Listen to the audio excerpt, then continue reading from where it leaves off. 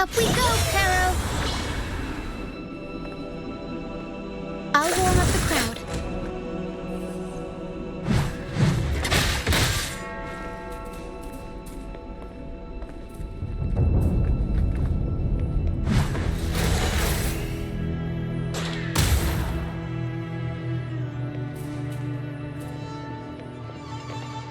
Tempest show! Mamma mia! Avanti! Figurati!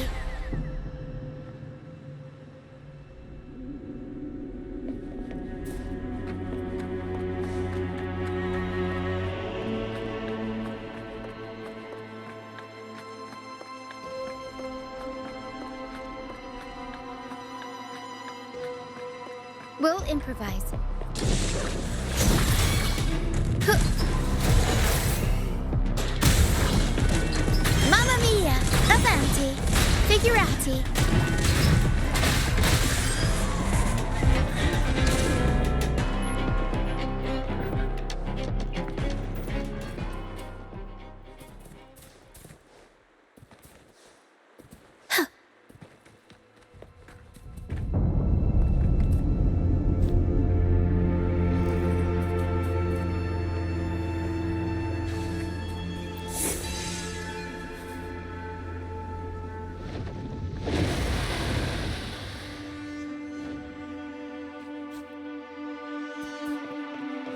We'll improvise.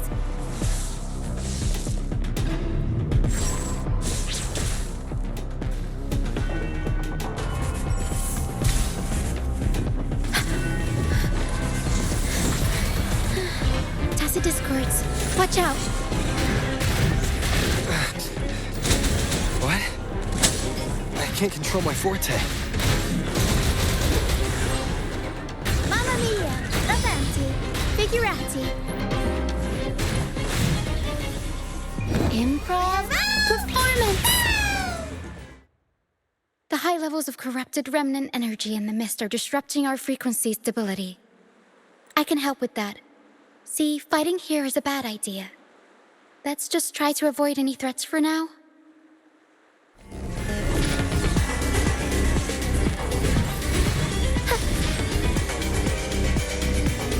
Tornado Maker! Mamma mia! Avanti!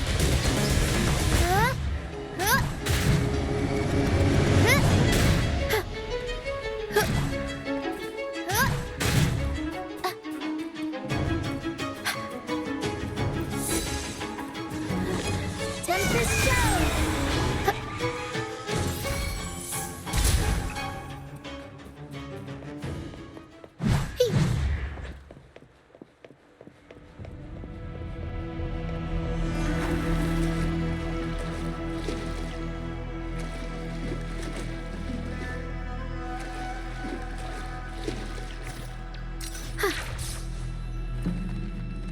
Come, play with me. Look for me. Don't worry. They're just reverberations. Potential tacit discords in the making. Some of them are actually our friends. We can follow them to find our way out. Come, play with me. Look for me. I'm here.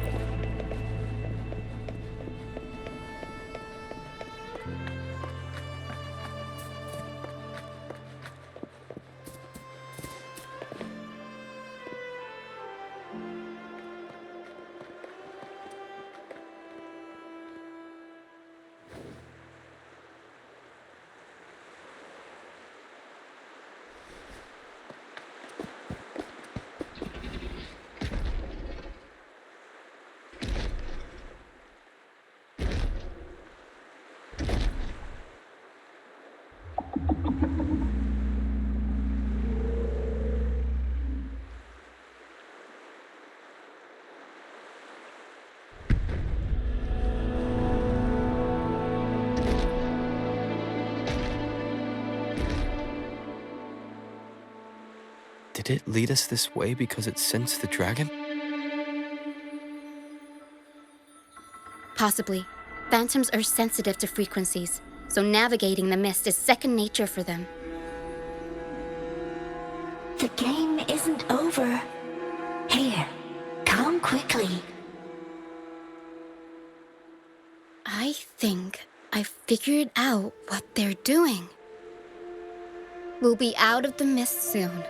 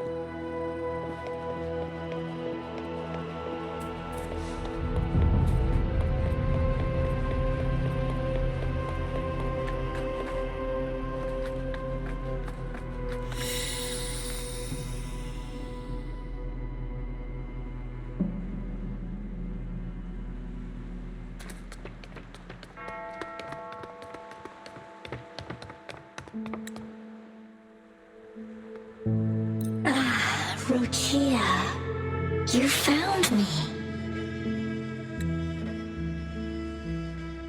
I'll always find you, but maybe don't do this again next time. Why? Isn't this your favorite game? I wanted to play with you. I know, but as your friend, I worry about your safety. My friend? Excuse me. Are you Rochia's friend?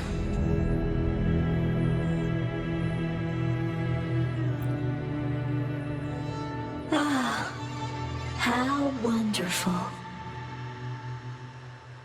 You're not alone anymore, Rochia.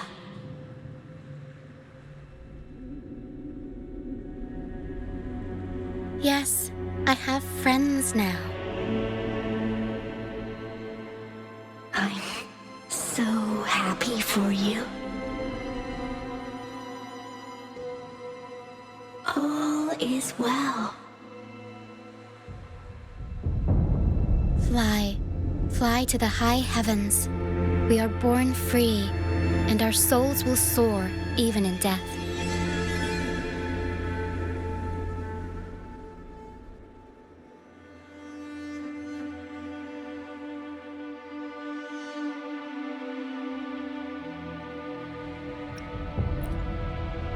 Golden phantoms are reverberations, mixed with the frequencies left behind by people who've passed away. When someone dies, the reverberations linger. Usually, they merge into the same cacophony of frequencies that spawns tacit discords.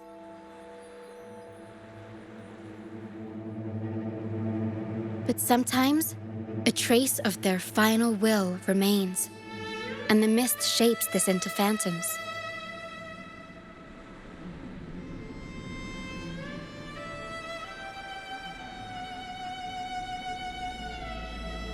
This lingering will helps the phantoms resist becoming tacit discords and instead guide the lost through the mist. If the mist clears, they'll vanish. If the mist lingers, their fate is sealed. It will only be a matter of time before they merge with other reverberations and become tacit discords.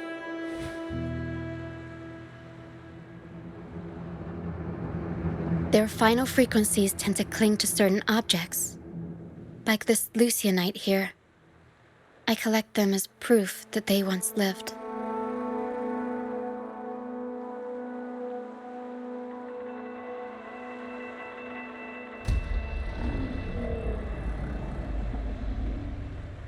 Otherwise, the dragon will devour every last trace of their frequency.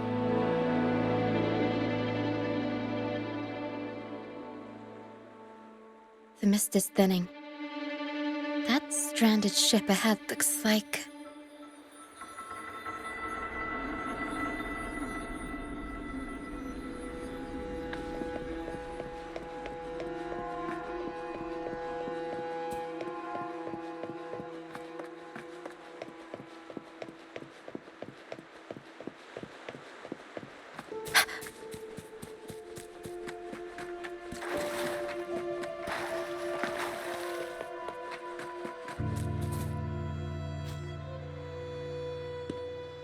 pilgrim sail. Why is it here? In Raguna, those who break the law are sent to the Order Tribunal for sentencing. Those who violate the sacred doctrines are branded as fools and sent away on the pilgrim's sail.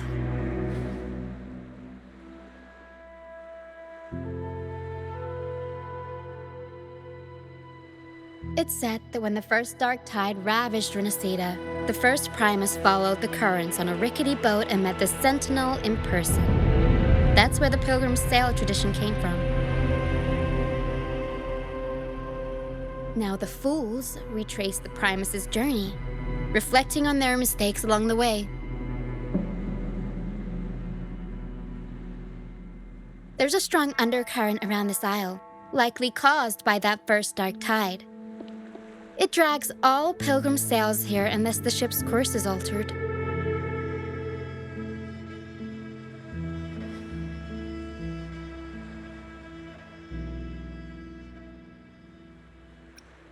No reverberations on the ship, nor in the mist.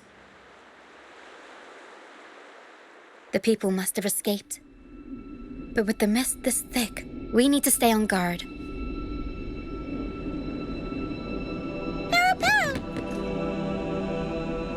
This way. Head to the lighthouse. I hear the sounds of fighting. Watch out. Tacit discords are gathering. Looks like our brief intermission is over. Time to let the ghosts have their moment on stage. Come on then. Let the flames of battle ignite our souls. Wait, is that Brant? Only Brant would call them ghosts with that kind of flair. It must be him. But I can't tell where he is in the mist. Anyway, let's deal with the trouble here first before we go look for him.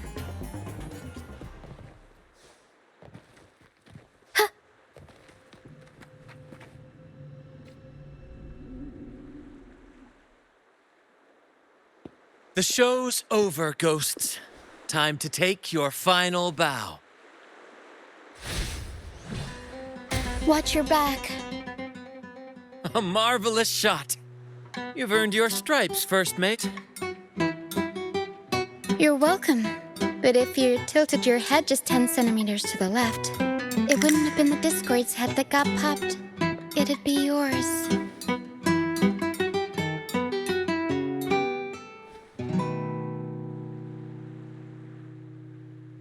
Not on your watch. Besides, fortune always smiles on me. Except in bets. And we've crossed paths with the rover again. Can't get luckier than that. We shouldn't have let him get caught up in this mess. He was worried about us and insisted on coming. Is that so? Then our gratitude to you is even greater for your timely aid.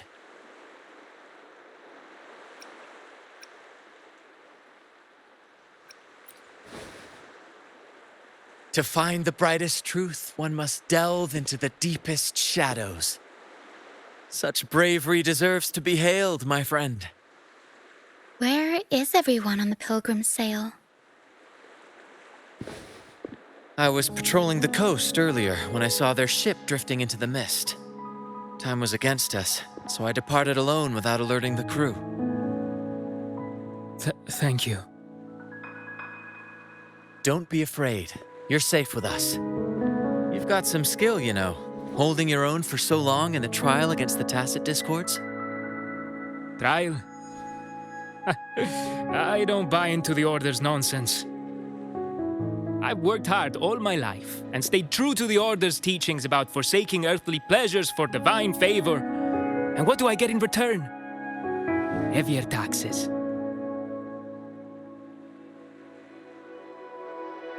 When pirates ransacked my merchant fleet, leaving me with nothing, I turned to the Order for help. They said it was a divine trial and left me to rot. I stood before the Sentinel statue, asking if my suffering was really their will.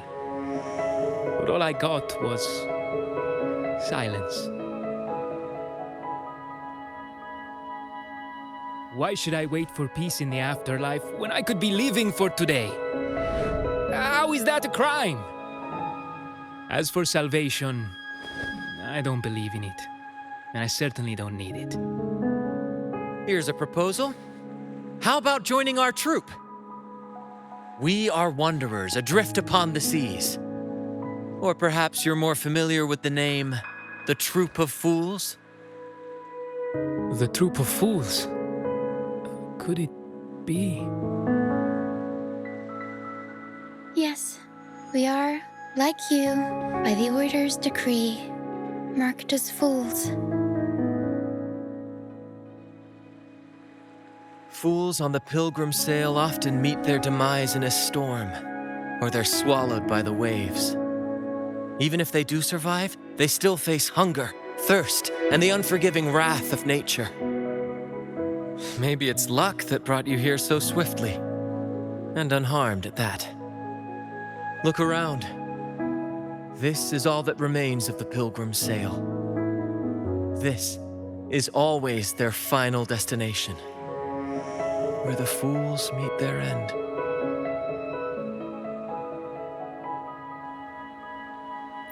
Yes, the pilgrimage is nothing but a banishment in disguise. The path to salvation they speak of doesn't exist. Otherwise, how could this once sacred place now look like such a hellish wasteland? Wait. Sacred place? No wonder the others were talking about it on the ship. They believed the Order's promise that prayers at the sacrificial arena would grant them forgiveness. They must be heading up the mountain now. I didn't expect their faith to lead them that far. If only they knew it was just one of the Order's lies. Captain! First mate! We're here to help! More hands make light work. I called in some help to escort him back to the base once the mist cleared. Ah, the first mate's foresight is unmatched. Then the three of us can head up the mountain. But beware, my friend. By the end of this pilgrimage, you will witness the Order's cruelest deceit. The dangers ahead will only intensify.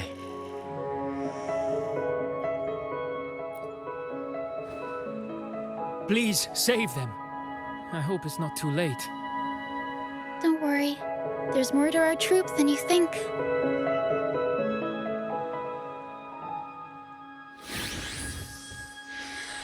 This wing ray can fly us up the mountain.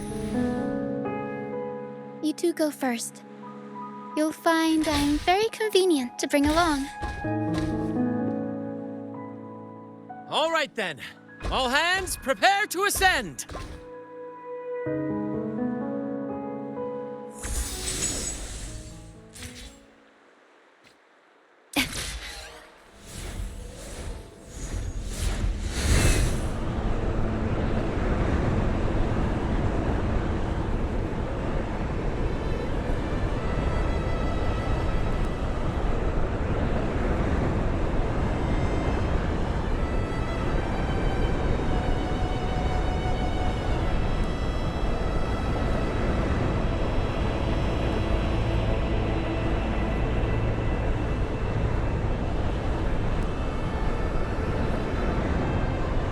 Tacit discords incoming. Stay alert, everyone.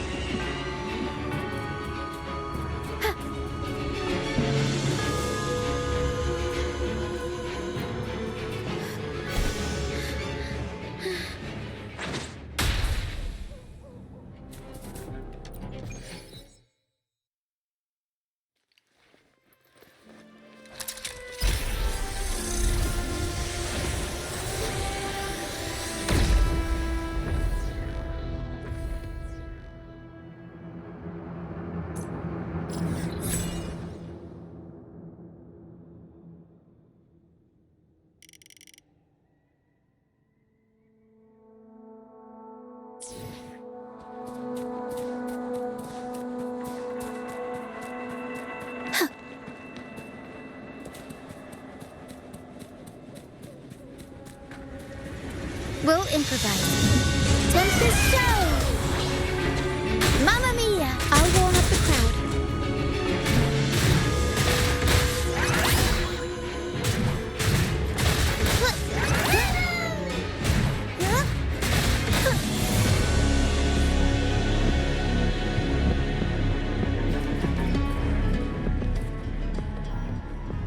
These are human footprints. Looks like they're heading to the arena. This is the only way up. Let's pick up the pace. Ha! Be gone, you vexing wretches! The sacrificial arena's right there. Let's take them down in one blow!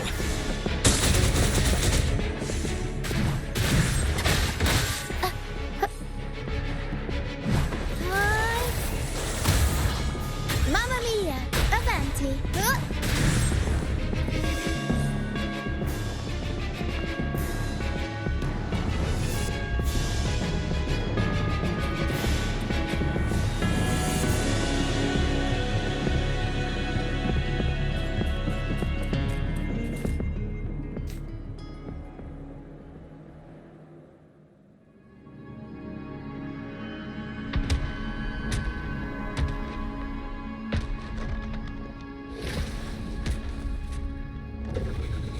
Divinity above, please have mercy on me. Is this some kind of test for me? I see. No matter how harsh the punishment, I'll take it. Even if... Even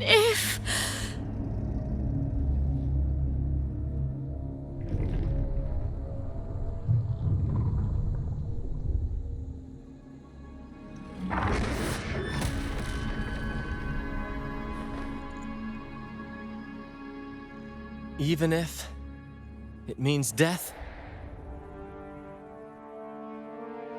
We've never done anything that warrants paying with our lives.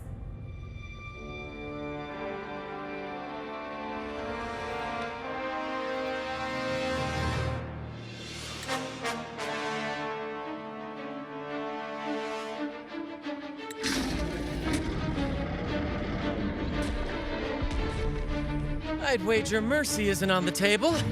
However, in the face of danger and adversity, the stage is set for our grandest act.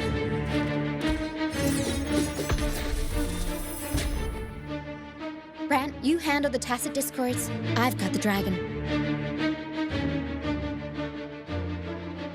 Of course. But with all due respect, shouldn't the captain be the one giving the orders? Just playing to our strengths. Take it, or I'll spill the beans about your wine stash.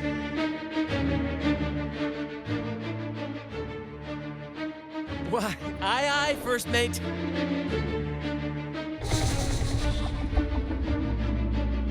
It's time to pay for what you've done, Dragon of Dirge.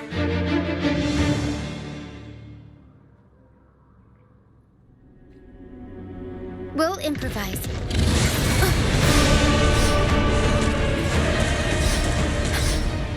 Leave it to me, Logan.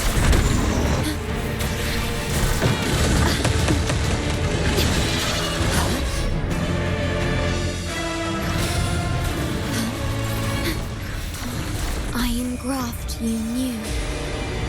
Aerial stunt. Mama!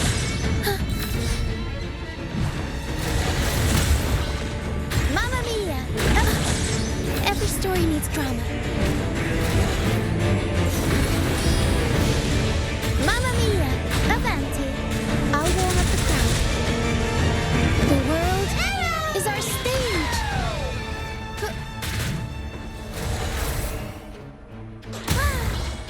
Mamma mia! Avanti! Figurati! Tornado Nuclear!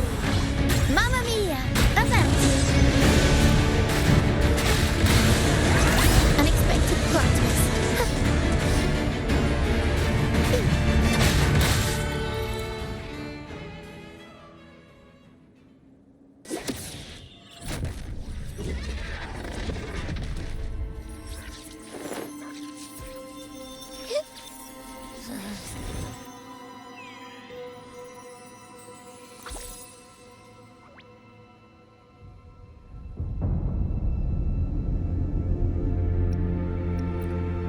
but no thanks. You think that little lizard could take me down?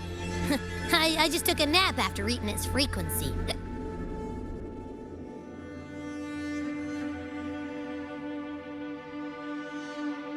But seriously, that was close.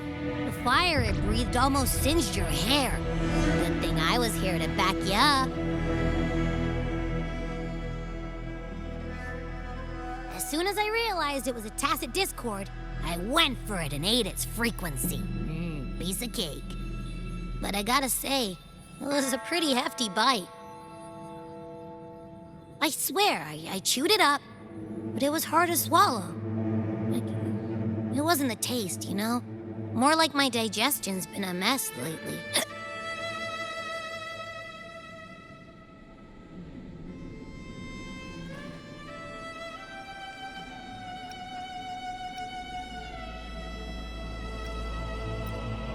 That's not the point. The real deal is, I found something crazy in its frequency. You said you somehow experienced empathy with the tacit discord back in Jinzhou, right? How about trying that again with this guy?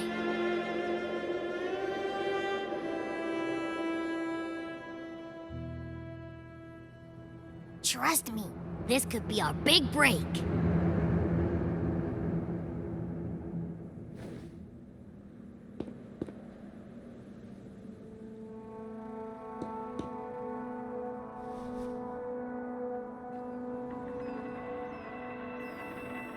Gehenna, a wretched soul mourned by none. You are reborn to fulfill our sacred rite, illuminate the path of salvation. Become the fiery hand of judgment, purging all transgressions. Cleanse every soul ensnared by their own indulgence. Those who cannot withstand the trial by fire shall forever be barred from our pure land.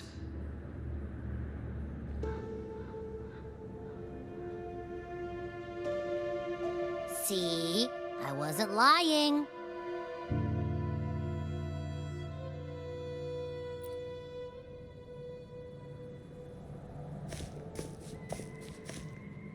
Tacit discord's frequencies are perpetually fading, inching toward their end. Their only way to maintain their existence is to consume other frequencies as food. The dark tide and mist enveloping this isle have drawn in countless tacit discords. Their frequencies should have been enough to feed the dragon. If what you saw is true, then the Order must have used some trick to control the dragon, making its frequency fade away faster than it should. That means they could be responsible for why the dragon began attacking all living beings, including humans.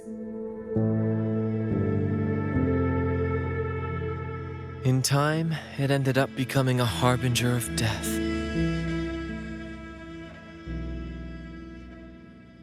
I found this during the previous battle. It seems the Fraxidus had their hand in this case as well.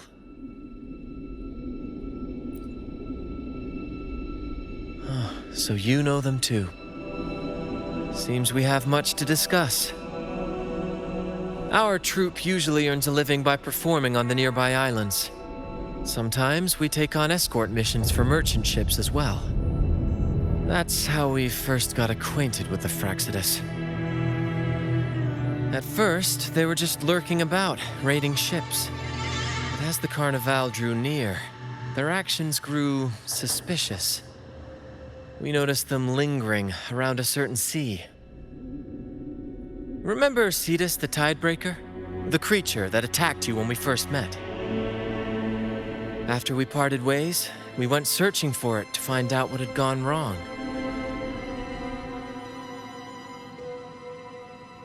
This is what we found on its tail, another Lycoris. Alas, the tidebreaker slipped away into the deep beyond our reach. Still, this bloom leaves no doubt. The Fraxidus is behind its strange behavior. We saw what they did to the dragon. The Cetus's violent outburst must be their doing as well.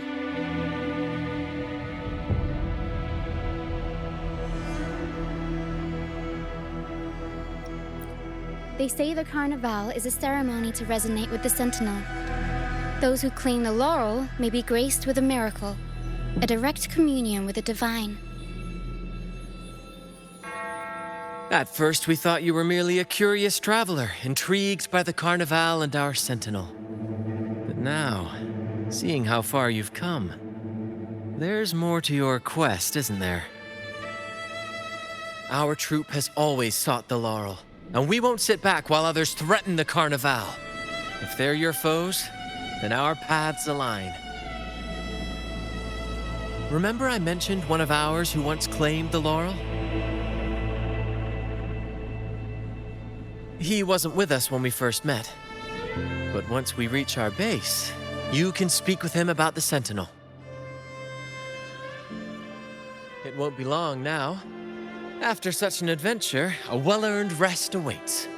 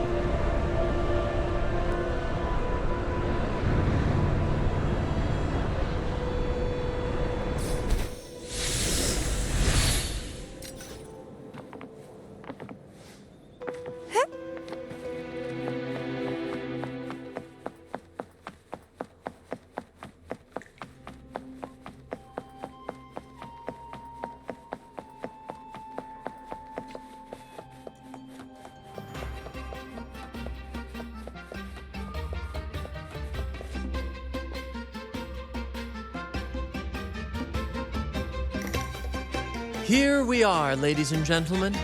Allow me to present to you our sanctuary, a haven for all the surviving fools at the edge of the world.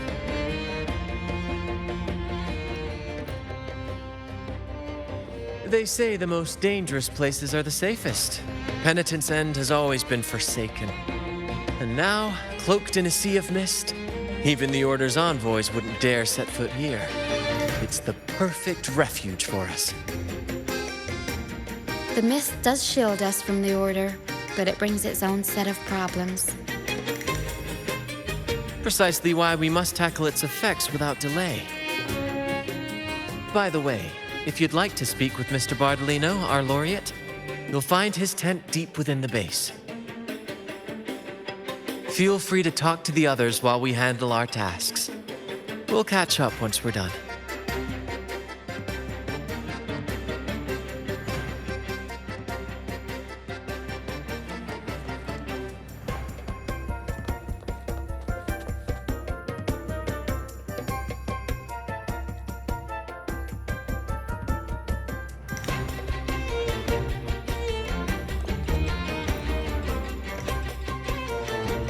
Welcome back, Brent.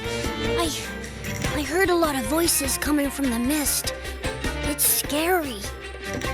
Don't be afraid, Morias. They're all friends from the troop, people we've sailed with. You said you want to be a captain, right? Sailing has its own trials. Sea monsters, storms, whirlpools, undercurrents, you name it. When such challenges arise, you've got to trust your helm and your crew. They'll stand by you through thick and thin, and your job is to guide them safely through it all, till you reach the journey's end.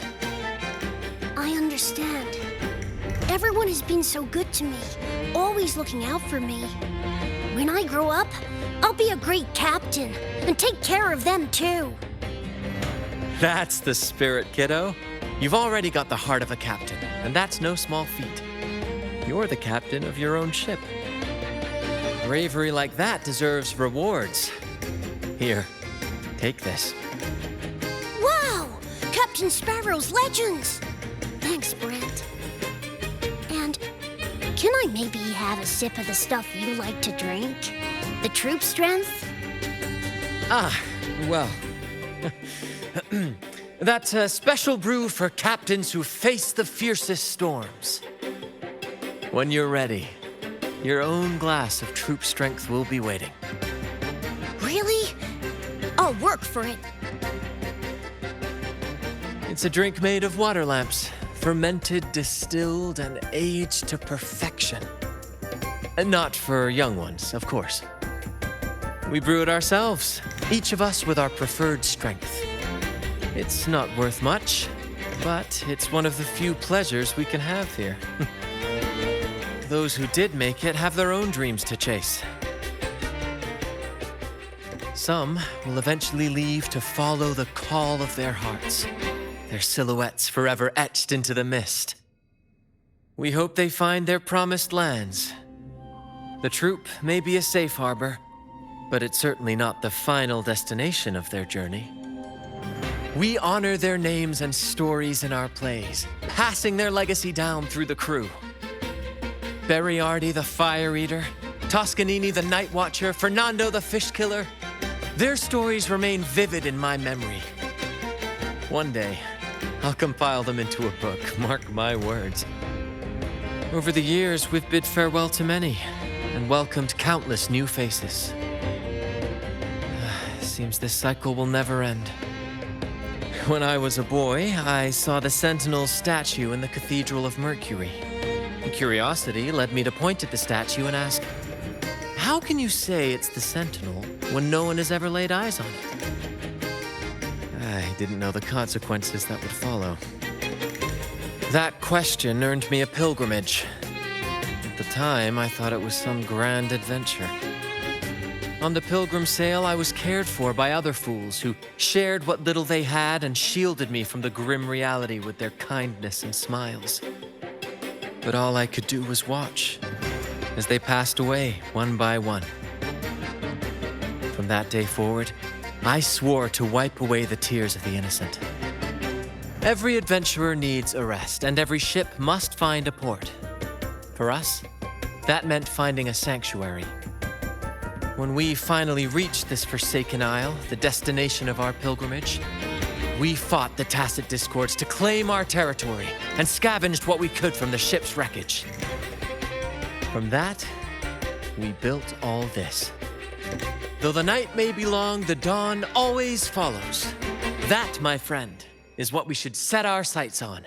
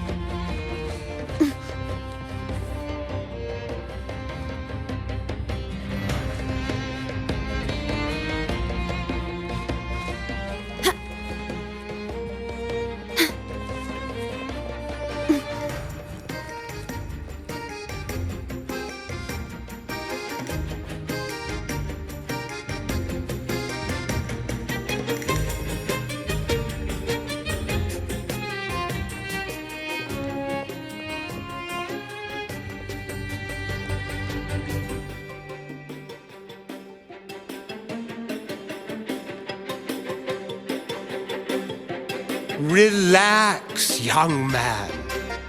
Life's only just unfurling its sails for you. Why sit there like one of those dour statues in the Order's halls? Don't be afraid to show a little spark.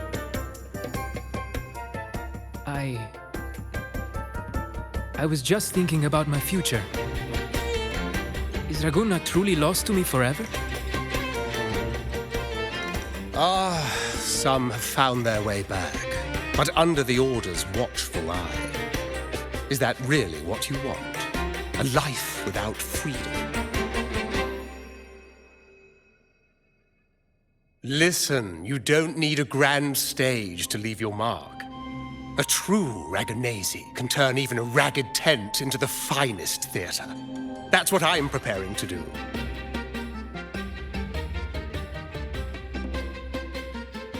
I might be an old man now, but don't let that fool you. I was once crowned with the laurel, you know. You? Are you Mr. Bardolino? In the flesh. Ha ha ha ha!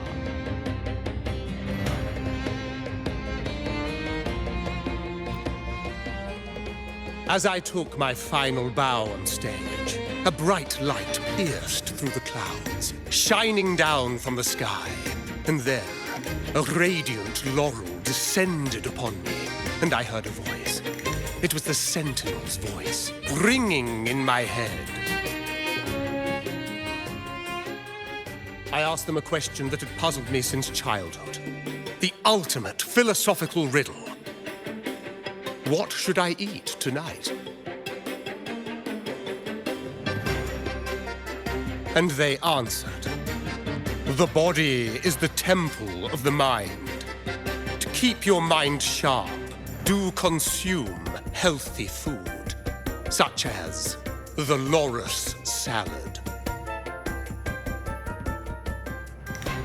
But why loris salad?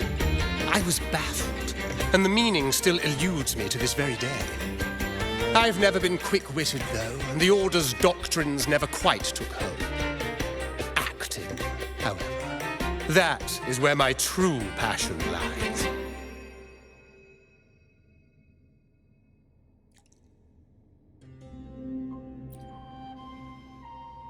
But why did a blessed laureate like you get banished by the Order?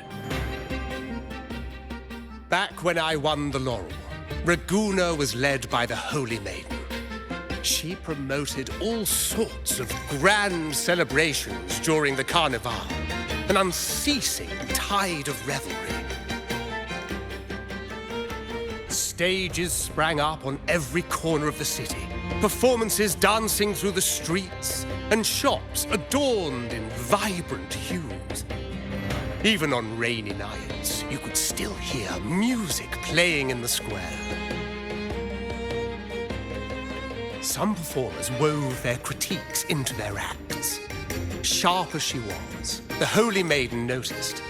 She refined city policy with each whisper of dissent.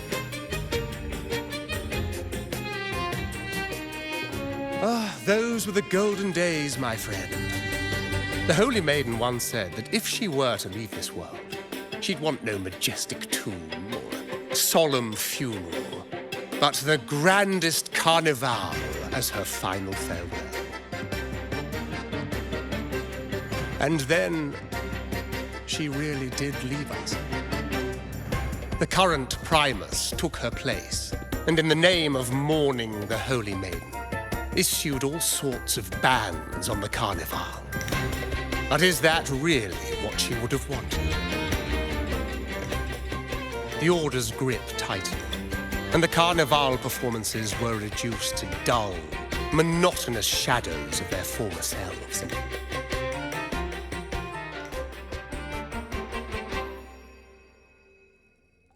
One year, I strung a wire from a gondola to the top of the clock tower in Liberty Square, and another from the tower to the Thessalia's mansion. Then, I disguised myself as one of the LaGuardia to fool the acolytes and climbed to the roof along the wire. Midway through the Order's performance, I hopped on a wing ray with a cloudcaster, showering the entire city with flowers. Yes, it was a magnificent sight. The wing ray soared higher than the acolytes could reach. They couldn't do anything but watch golden pink petals rain from the sky for 3 whole days. They struggled to clean up the flowers from the streets, and it took a downpour to wash them all away.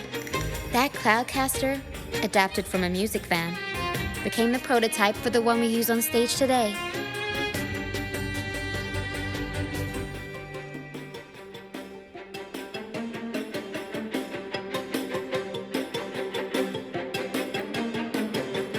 But that's all in the past. To this day, I'm still not sure what crime they pinned on me. Maybe walking the wire without protection? Anyway, I'm just an old relic now.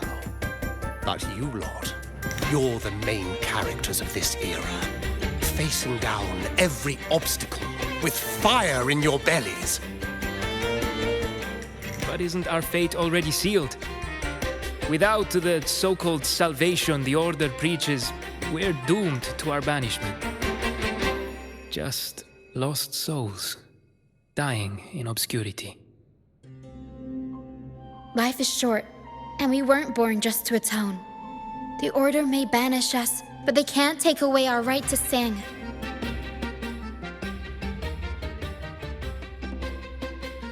Death is one of many possible ends, but it's certainly not the worst. Perhaps being forgotten is what the Order wanted for us.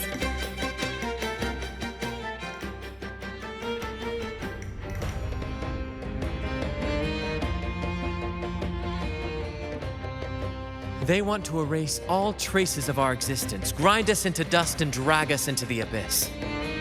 But we'll fight the tide and live our lives to the fullest. Members of the troupe may come and go, but they never truly left us. Their deeds and songs are passed down through the ages. One day, our voices will echo across every land. Our words will reach every corner of the world. And by then, even the tacit discords in the stormy sea will know our names. That's the spirit, boy! Even if I can't earn myself a proper title, I'll become Rinascita's most enigmatic legend. When I'm gone, I'll leave behind a coffin that sings. Or maybe turn into a lark, singing every day and night.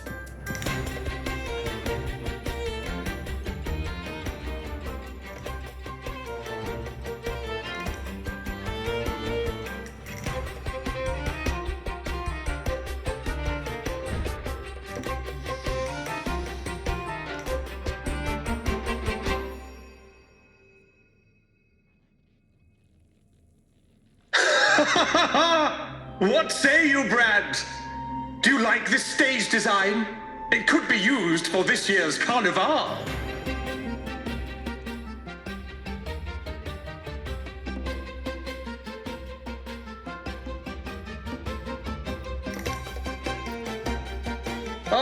Our little chat reminded me of those good old days. So why not relive that scene I just mentioned? I still remember that famous line. Even without wings, we can still soar to the heavens. Now that you mention it, that is a very good question.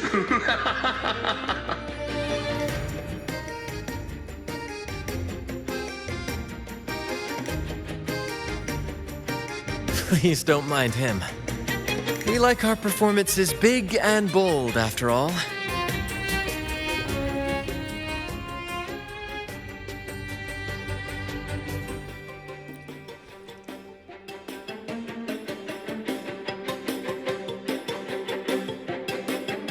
That fight with the dragon probably messed with the mountain's stability. If Bartolino keeps moving around up there, it could get dangerous. We need to find a way to get him down, and fast. We might need your help with this. Pero should have some useful items in our box.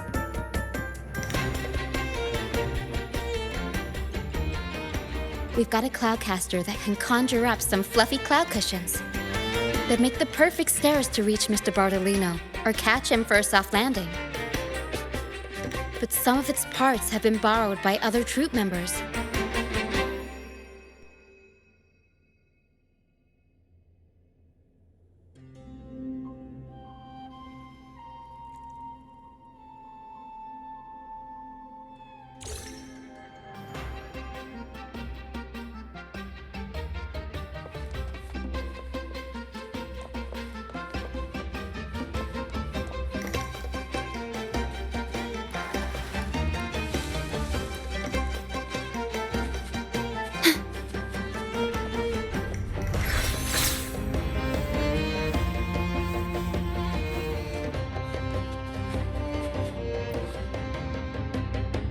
Sailors cheer as hearts ignite. Soon we'll break these chains so tight. Actually, boarding the Pilgrim sail was my choice. I used to compose hymns for the order. Sounds prestigious. But the same old rhythm and lyrics started to wear on me. Music should be alive. So, I decided to take the pilgrimage, believing I'd find new inspiration from the divinity. You probably already know what the pilgrimage really is. I was foolish to believe the Order's lies. But luckily, the troop found me and brought me in. Have you seen any of our performances, perhaps? We don't do those lofty soliloquies that give you existential dread. That doesn't mean our plays are shallow. They're just more hopeful and speak directly to the heart. We do commedia improviso, a style of play that's all about those fleeting, beautiful moments of everyday life. We sing of love that endures, enemies who become allies in the fight against evil. The Order may scoff at such stories, but they're real, human stories, full of ambition, dignity, and everything that makes us human. Traveling with the troop, I've learned to see the beauty in the small things. And I've met people facing similar and unique life struggles. Only those who walk in the fields can really see how the crops grow. It's the same with music. You can't truly know it until you've listened. That's why I'm always chatting with the crew, gathering ideas for my ballads and shanties. The true rhyme of our time. Sailors cheer as hearts ignite. Soon we'll break these chains so tight. Set the course, embrace the storm, sailing on till light is born. The Cloudcaster. Oh, I use its base as a desk. Our first mate lent it to me so I could write more comfortably. Here it is. Careful, it's heavy.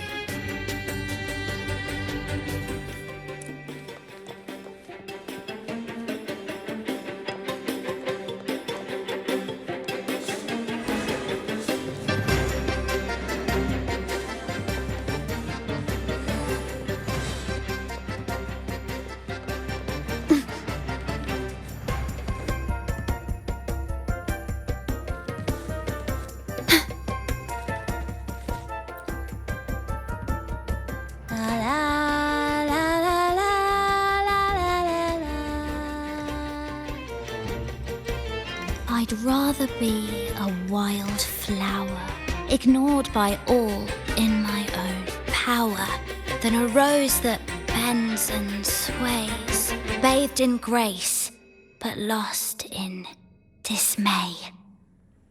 Who knows? Ask the Order and they'll give you 100 reasons. I can't even remember how long I drifted on that pilgrim sail, but the troop found me just in time and took me in.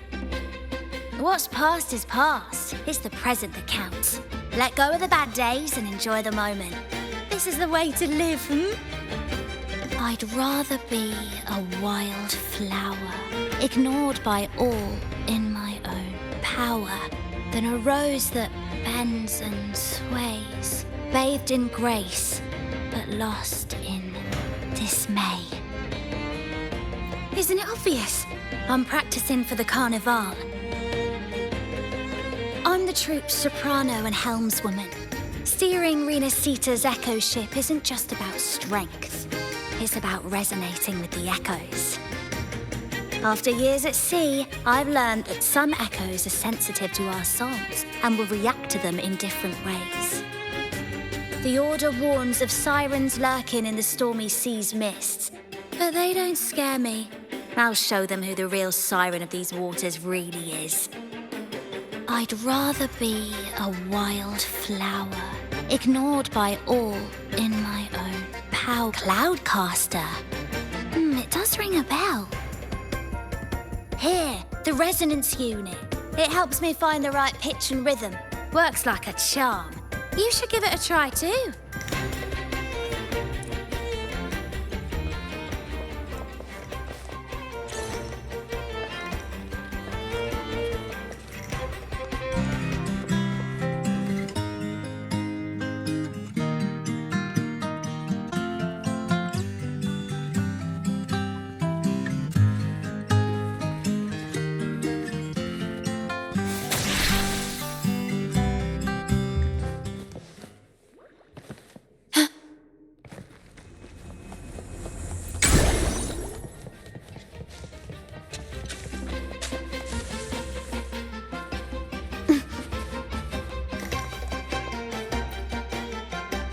Come on, fish.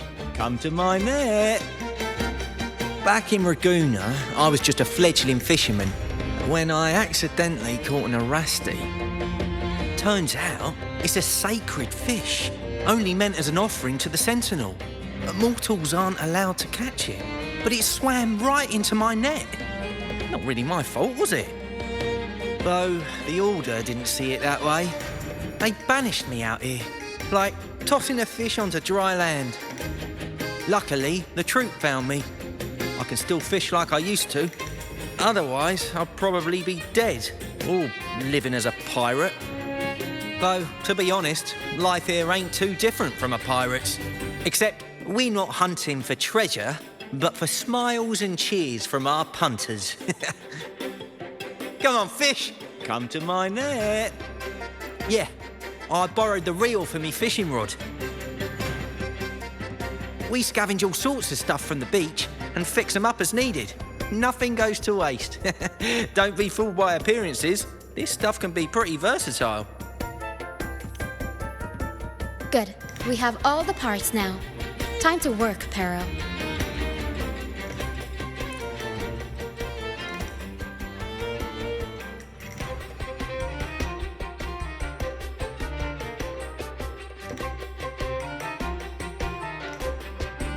Everything's set for takeoff.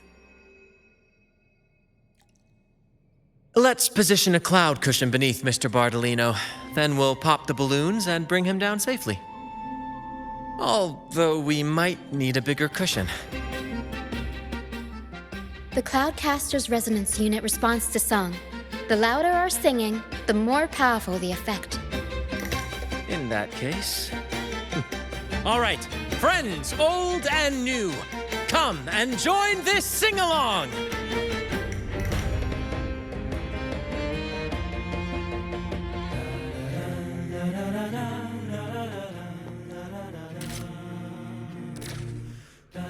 Bullseye!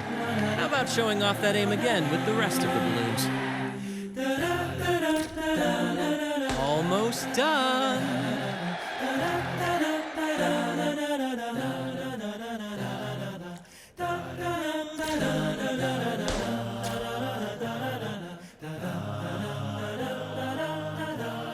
Oh, thank you, dear boy. You helped me complete this performance and fulfill one of my dearest wishes. Please, I'll gladly give you my most prized possession.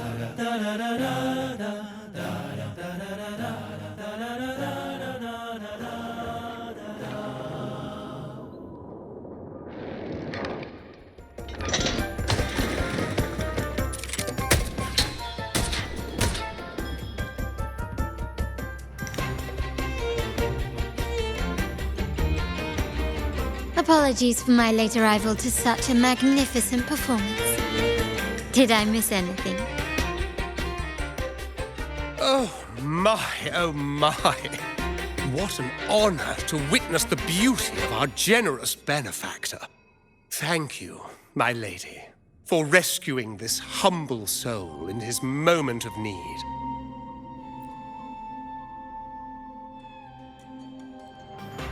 You flatter me. The family's protection extends to all who stand by us. Might I say what a pleasure it is to see you again, Miss Carlotta. You have my heartfelt gratitude.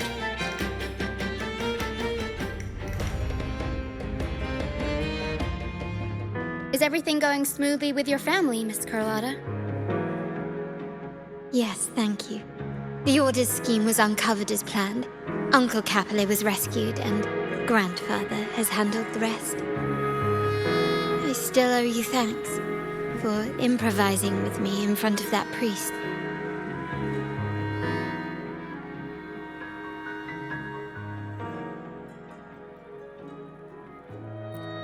You've got a sharp mind. No pain, no gain, as Grandfather used to say. I'm pleased we're on the same page.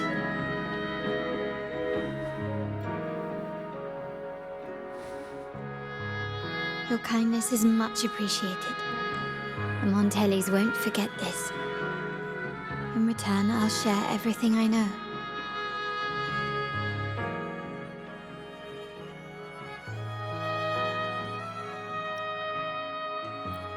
I believe you've noticed that the Order has been undermining the family under the guise of its doctrines. Alienation, monopolization, just a few tricks up their sleeve. Their true motives, however, run deeper. Their alliance with the Fraxidus speaks volumes. While we don't know the full extent of their conspiracy, one thing is clear. Their sights are set on this year's carnival. The carnival is likely where you'll find clues about the Sentinel.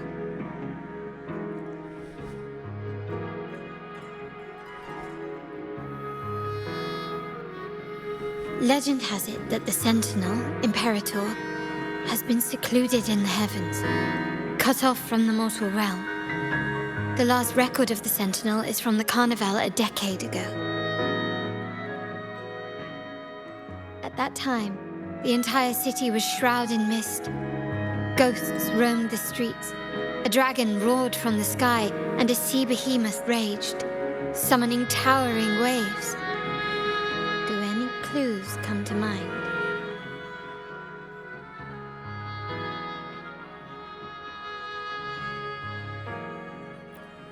The mist might be coming from the remnant clouds in the Nimbus Sanctum.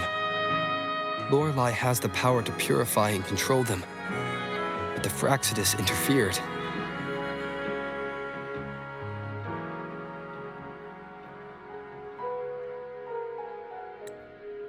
Remnant clouds corrupted by evil will disrupt Echo's frequencies.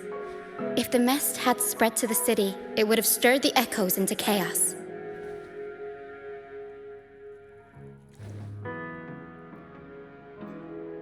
We are lucky that you and Zani, along with that acolyte, awakened Lorelei in time. You prevented the mist from spreading and averted the wave worm. The Fraxidus must still be licking their wounds. At that time, the entire city was shrouded in mist. Ghosts roamed the streets. A dragon roared from the sky, and a sea behemoth raged, summoning towering waves.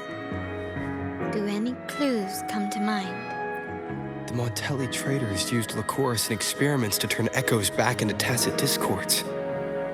If they were successful, the ghosts seen 10 years ago may have also been created this way. Ghost is just a dramatic name given by the Ragganese for tacit discords. They look nearly identical to echoes, especially in the mist.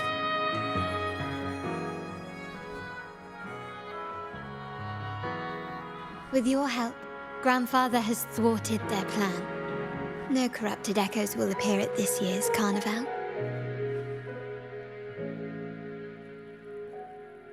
At that time, the entire city was shrouded in mist. Ghosts roamed the streets. A dragon roared from the sky, and a sea behemoth raged, summoning towering waves. Do any clues come to mind?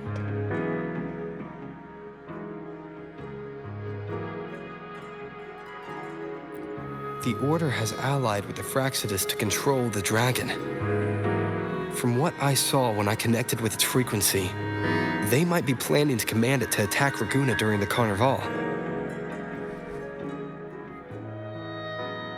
After the Tacit Discords took over this isle, the Order used them as an excuse to forbid any entry. It might be their way of concealing the dragon's existence. But without the Lycoris, the Dragon of Dirge is now off the table.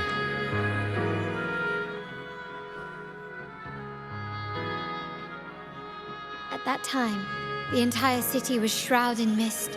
The remnant clouds spreading, experiments to turn echoes, and the dragon's manipulation. The Order plans to recreate these disasters at this year's ceremony.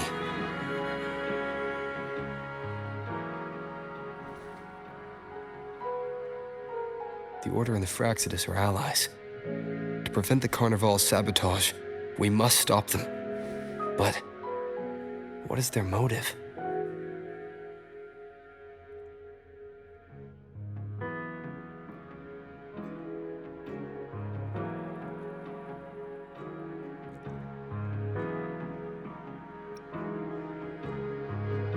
The Primus called it a divine punishment, and took the opportunity to appear as a savior. A perfect way to build legitimacy. The Order relies on the people's faith in the Sentinel. With the Sentinel's 10-year absence, faith in the Order has waned. They must be desperate to restore that trust. It is for this reason that the Order has been forced to revive the festival.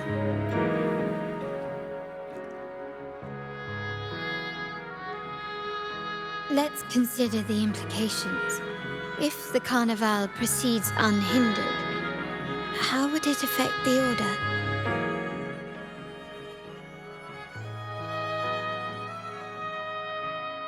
The current Primus claims to be the Enlightened One, the Sentinel's Resonator.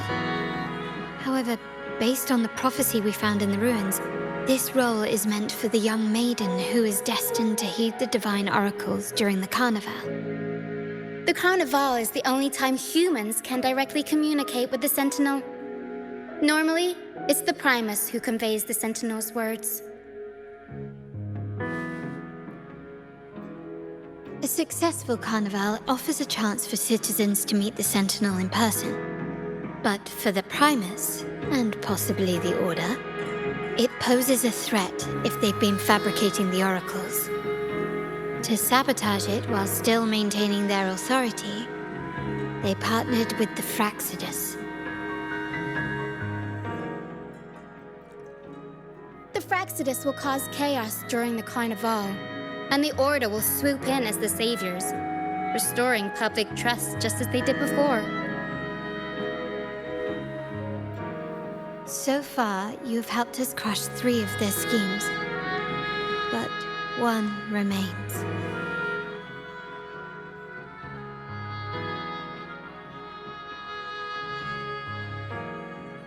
We have evidence that the Cetus is being manipulated, and the Fraxidus are setting up their final plan. With their whereabouts unknown, we'll need to adapt our strategy as the Carnival unfolds. From what I've noticed, you're not one to act passively or pin your hopes on others. You prefer to strike first and steer events in your favor. Winning the laurel might give you the chance to talk with the Sentinel. The Sentinel's Resonator may also be present, so...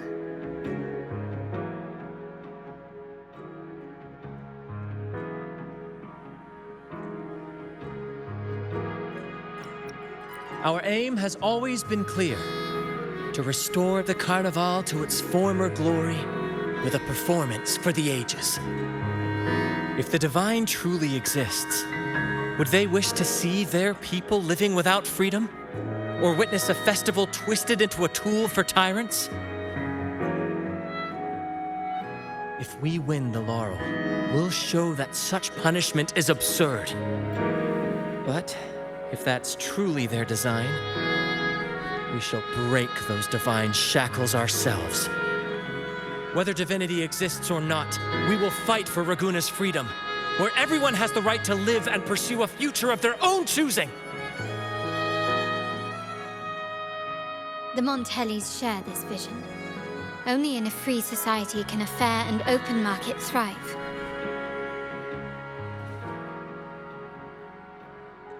However, the troop alone is too weak. The family is under close watch and our enemy hides in the shadows. We need your strength to find our way forward.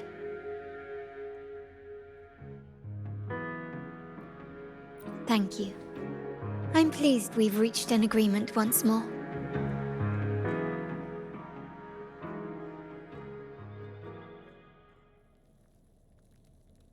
All right. What should we do now? Any plans? Since the Order intends to sabotage the Carnival and incite chaos amongst the guests, confronting them directly only plays into their hands. You've seen the troops' unique approach to combat, haven't you? That's precisely why we're allies with them. We will turn any disturbances into a theatrical performance. I can see our friend here is still a bit confused. No worries, my dear boy. We'll have a quick rehearsal before the Carnival begins. Speaking of which, Ms. Carlotta, would you honor us by joining our performance? Me? I do have some stage experience, though I must confess I may be a bit out of practice. We don't know what challenges we'll face, so your help will be needed, Miss Carlotta. Plus, it's a chance for you to get to know our methods. If you insist. Wonderful! As the festivities continue, if you're both ready, please join us on the stage of the troop liner.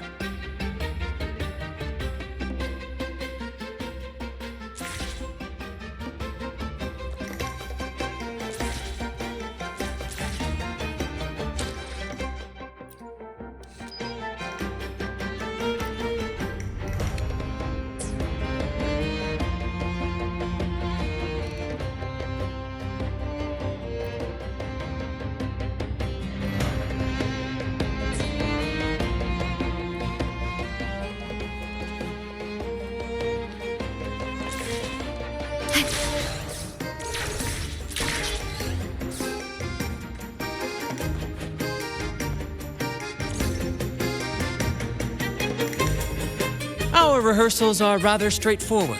No scripts, just pure intuition and our senses guiding us. That's what makes Commedia Improviso truly come alive. For our improvised comedy, we start with a theme. From there, we build our lines and act on the fly, responding to the unfolding show and audience reactions. But with the limitless capacity of human creativity at play, the plot can sometimes veer into the, well, unconventional. To prevent things from spiraling too far, we set an anchor for the performance. Pardon my interruption, but I'm quite curious. What sort of bizarre plots have you encountered? Well, something like a humble craftsman from a small town sets sail on a rainy night, stumbles upon ancient ruins, is reincarnated with superpowers, and then decides to conquer the galaxy, becoming the Emperor of the Stars. So, we draft a basic outline that assigns roles and guides the plot's direction.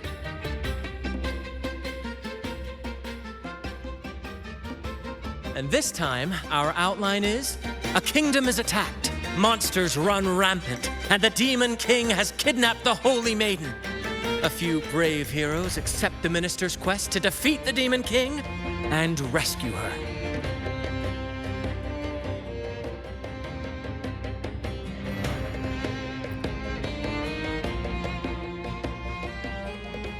This outline holds special meaning. we want to pay tribute to the play once performed by the Blessed Maiden herself, which was also about a hero facing a demon king. Good people have their wishes fulfilled, heroes appear in a time of crisis, justice triumphs over evil, and united friends are undefeatable. This is the tale the Blessed Maiden once told, and it's a universal story we want to portray. To me, the world is a stage, and performing is much like combat. Coordinated movements, quick thinking, sharp reflexes, and, above all, trust in your allies. What I'm getting at is that you both are very skilled and capable. We don't have many do's and don'ts.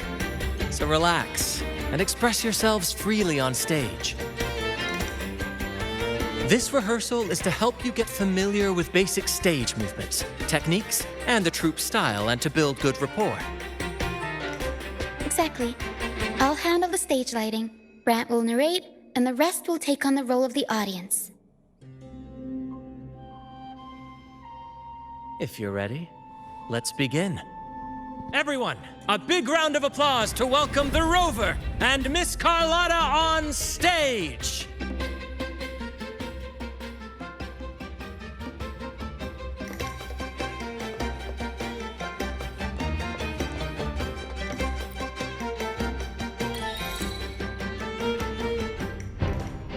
All right, next I'll spin the prologue of our tale, setting the scene for how our brave heroes first crossed paths.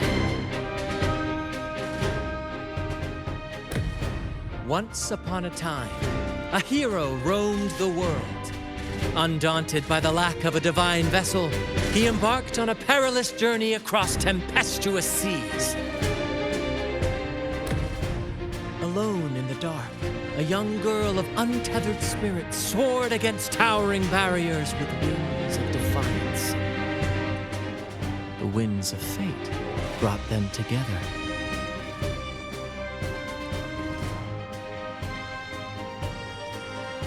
As the world teetered on the brink of absolute darkness, they found solace in each other's gaze.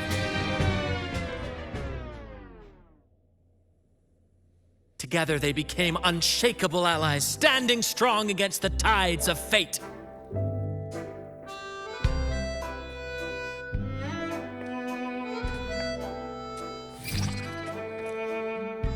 Even if light were to fade from the world and the stars cease to shine, they would still blaze like the sun forever.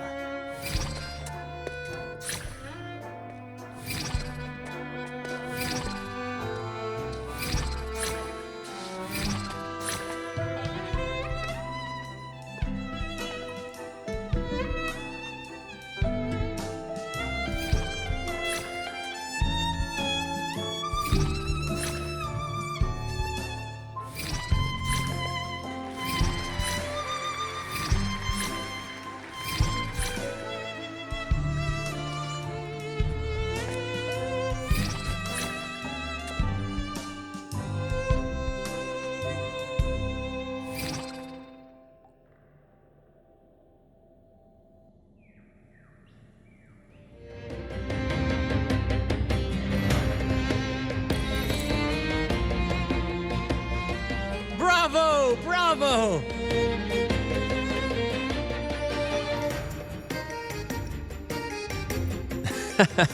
Seeing your chemistry, I decided to take a little creative liberty with the story.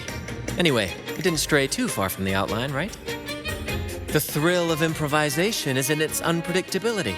There's always a rush of excitement with every twist and turn. Your movements were seamless, elegant, and powerful. I'm confident you'll shine at the Carnival. Thank you. It was all thanks to you. You inspired me and kept my spirits high.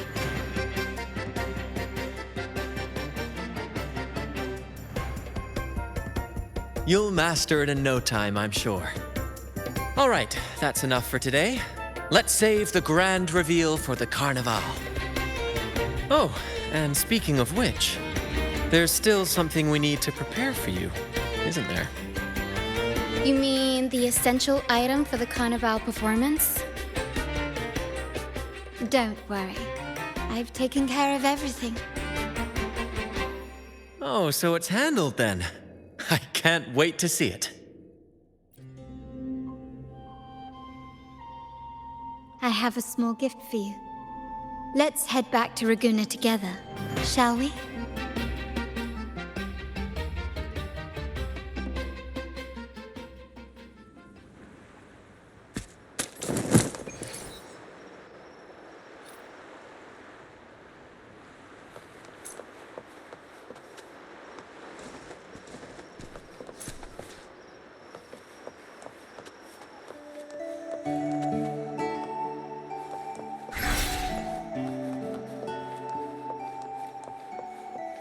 This way. Please, follow me. Where are we going? Please allow me to keep that a secret for now. I wouldn't want to spoil the surprise. But here's a hint. You've been there before.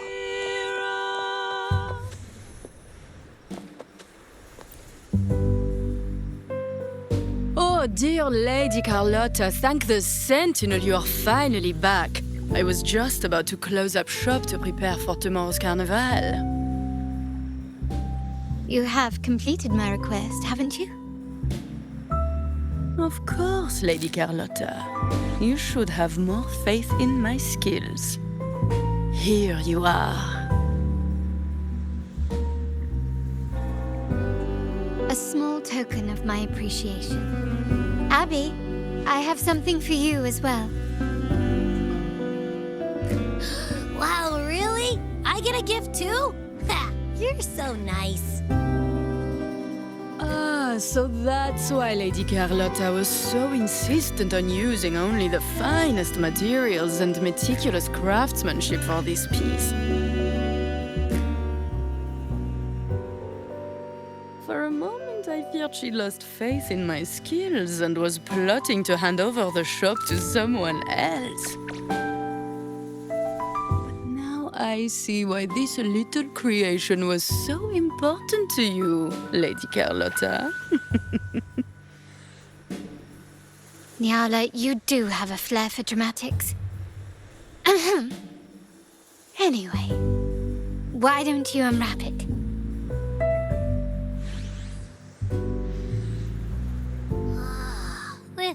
This is... I took the liberty of having Nyala custom make this mask based on my impression of you. I hope it suits your taste.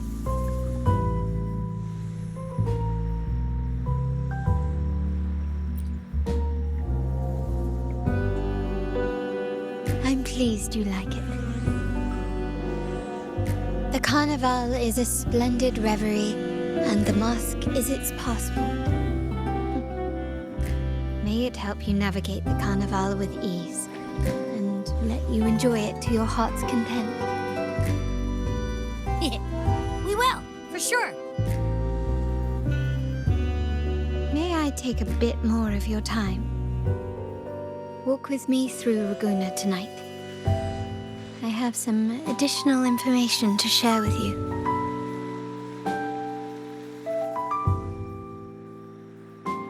Raguna.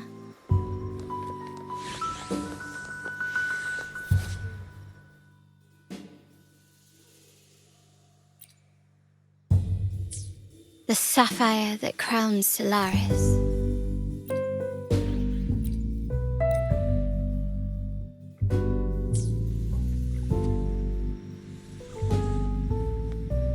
The waters of Raguna serve as a mirror, reflecting the countless faces of this city, much like our own reflections. The people of Raguna possess a temperament akin to the tides, ever-changing. We like to describe us. There was a time when the currents swept us into the jaws of uncharted waters, where relentless storms and voracious waves awaited. But after weathering such trials, they revealed to us a hidden gem, the shores themselves.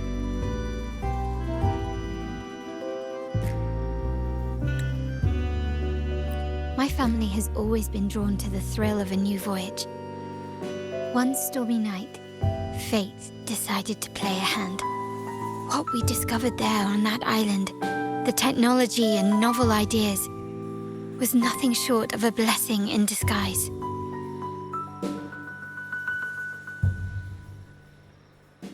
There exists only one relatively safe route from the Black Shores to Ragusa, a path known solely to the Montelli family.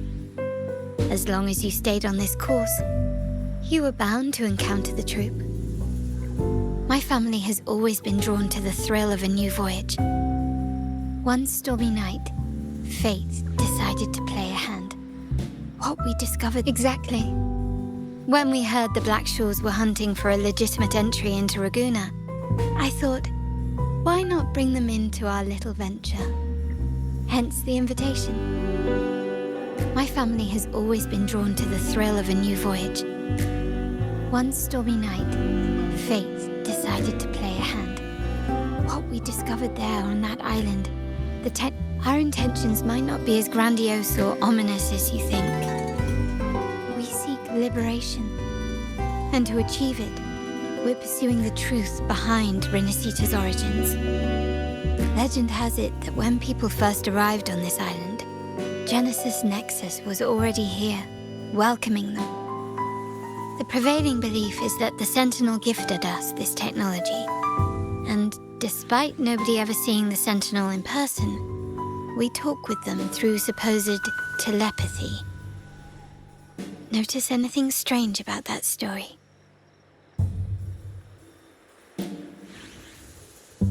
Terminals conjure up echoes, and the Genesis Nexus allows the Raganese access to common echoes. If the Genesis Nexus was present when the first settlers arrived, who built it? And really, if no one's ever laid eyes on the Sentinel, how can we be so sure that statue really represents them? It seems to me the Order might have spun us a tale, hiding the true origins behind their grand myths. No, we have no ambitions to rule or to renounce our faith. And really, this city should not be ruled by any one entity. The hour grows late. I have arranged accommodations for you at Palazzo Grotta in the south. Let us walk there together, and I can share a story along the way. Think of it as a bedtime tale. I learned it from the troop. It's about Fleur de Lis, the Blessed Maiden. Once, the Blessed Maiden was just a simple peasant girl. During the Sentinel's gratitude rite, the young Fleur de Lis managed to sneak past the guards and drink the sacramental wine. Every drop. Perhaps it was the intoxicating wine in Eglatown, or simply her lack of experience with spirits. But she soon found herself quite drunk. Swaying on her feet, she ascended the ceremony's grand platform, lifted her threadbare dress, and began a rather ungainly dance. Seizing the sacred horn, she played a carefree folk tune, dodging the guards and weaving through the crowd with surprising agility.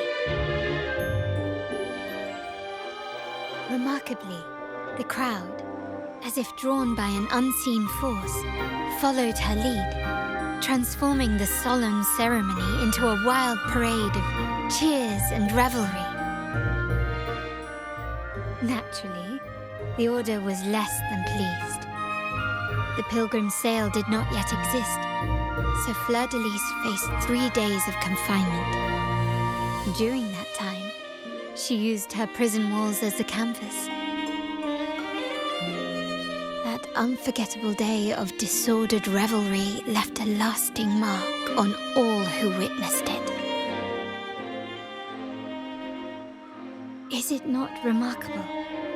A rebellious girl, chosen by the Sentinel to become the Blessed Maiden.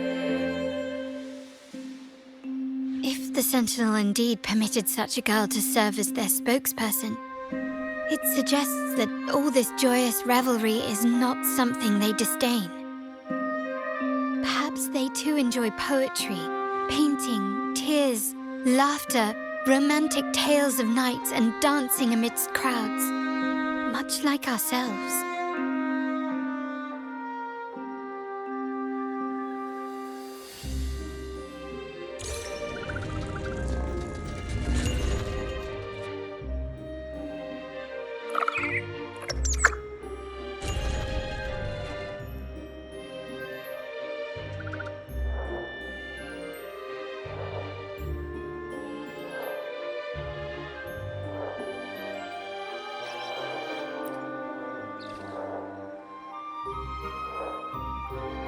The people of this island came from diverse civilizations now lost to time, but through plays and tradition, they sought to preserve memories of their heritage.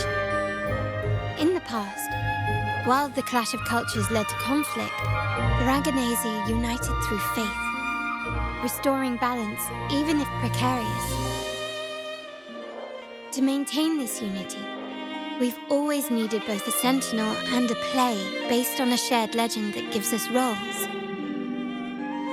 Yet this play has endured for so long that we've become defined by our roles. Noble, commoner, believer, merchant. What was meant to unite us now stifles us.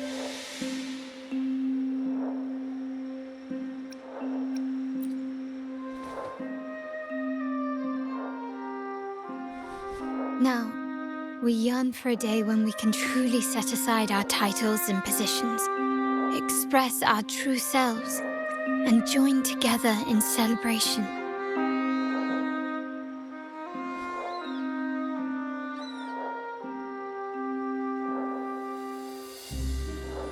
Yes, born from hope and idealism, it reminds the Raganazi of our initial vision of equality and freedom.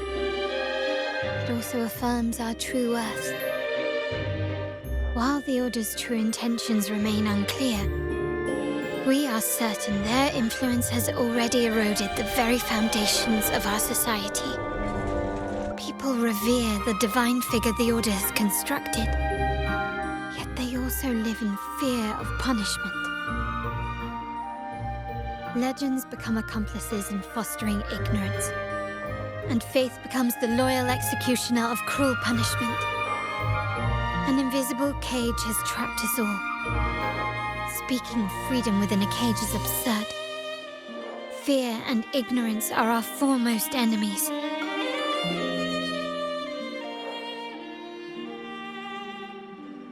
This year's carnival will spark a flame fierce enough to burn down that cage.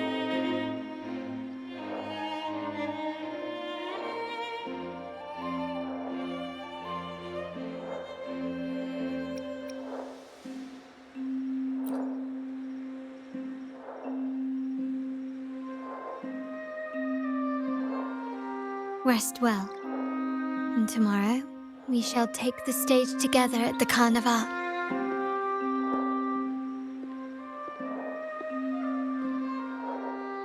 Good night. May your dreams be sweet.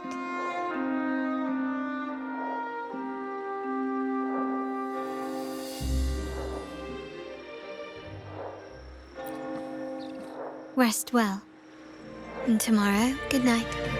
May your dreams be sweet.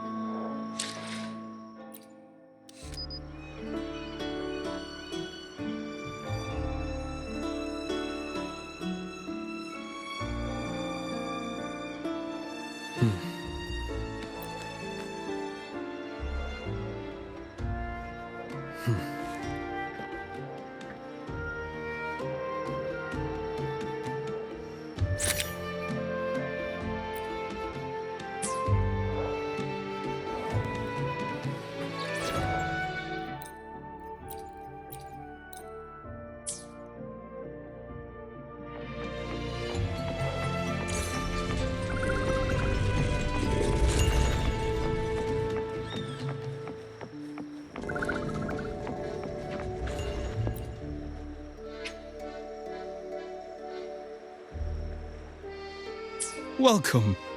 Lady Carlotta already notified us of your arrival. We are prepared to check you in whenever you're ready. Very well.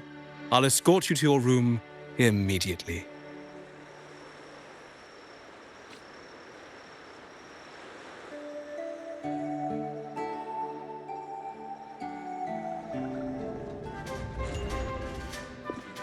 Wow! Is this real? Pinch me! I can't believe how different everything looks. So this is the carnival, huh? Yeah!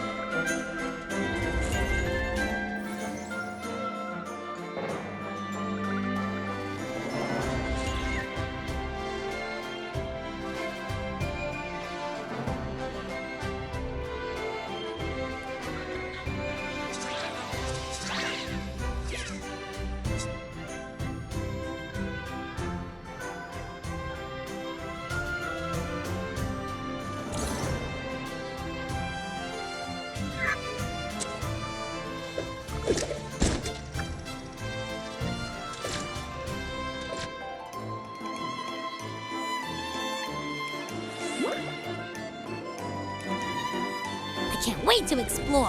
Oh, by the way, it's been a while since we last saw Zani and Phoebe.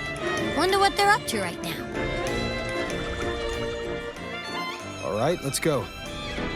We should also keep an eye out for anything unusual along the way.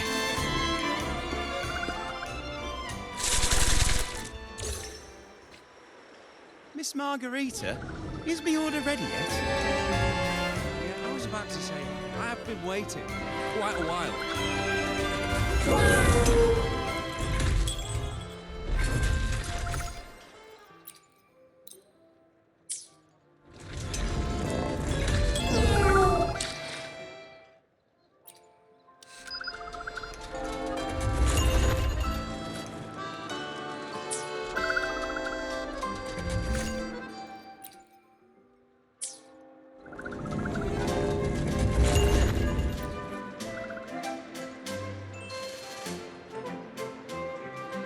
Miss Margarita, is my order ready yet?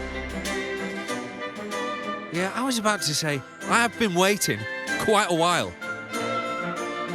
Sorry, we're swamped with orders. Becky and I are doing our best, but it's a bit chaotic. Becky seems to be having some issues too.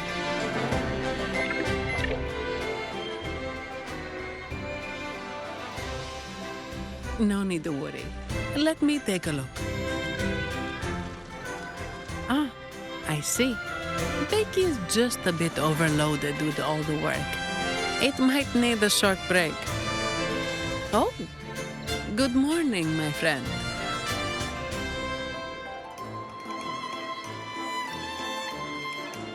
I'd love to, really. Look, see this mask? However, it's crystal clear to me that keeping things running smoothly is a top priority right now. Lady Carlotta has already briefed me on your plan. Along with the other family members, you can count on my full support.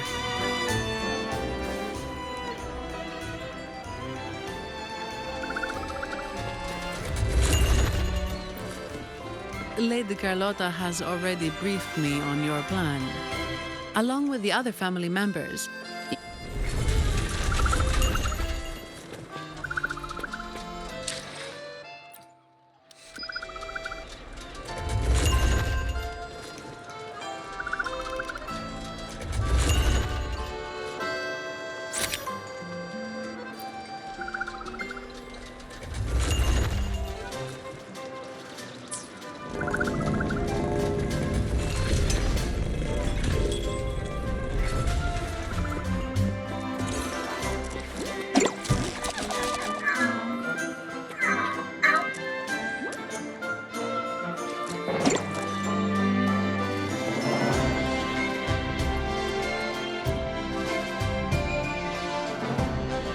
Is that Seamoss from the Pioneer Association?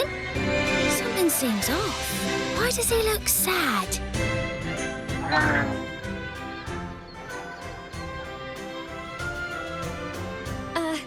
Seamoss has been so busy taking photos for everyone else that he hasn't had the chance to take any himself.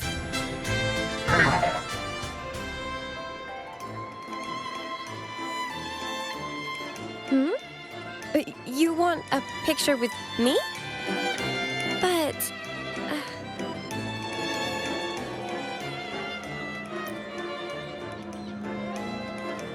Oh, hello.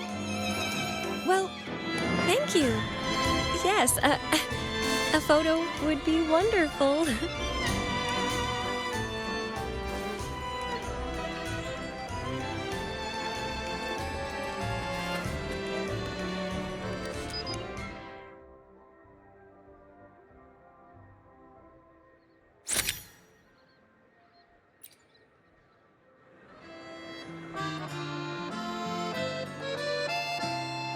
Rover and Lady Phoebe.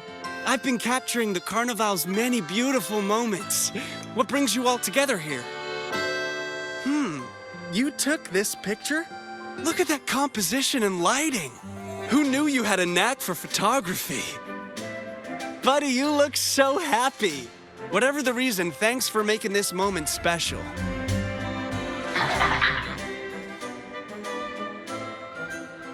It's all thanks to Rover. He fulfilled Seamoss's wish. Just like us, Seamoss wants to savor every moment of the Carnival and leave with no regrets.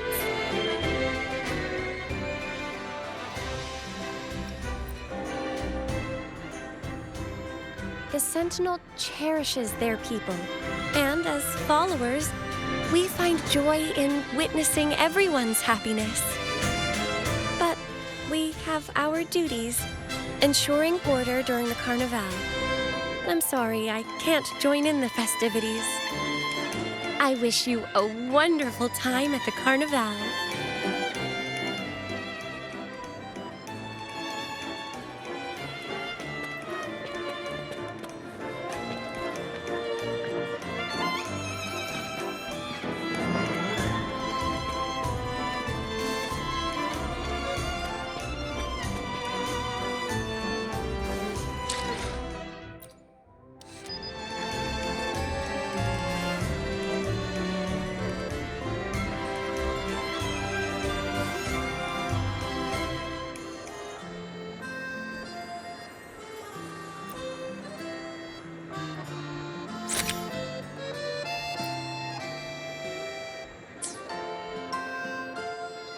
This is a testament.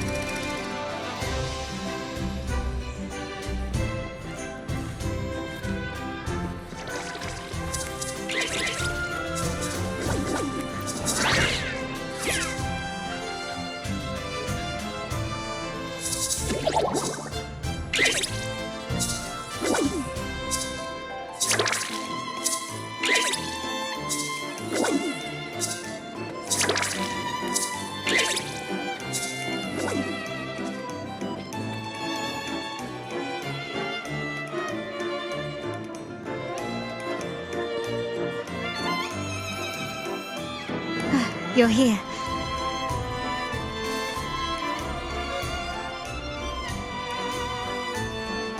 For the Raganazy, the Carnival has always been an occasion to revel with abandon. It's what they truly desire.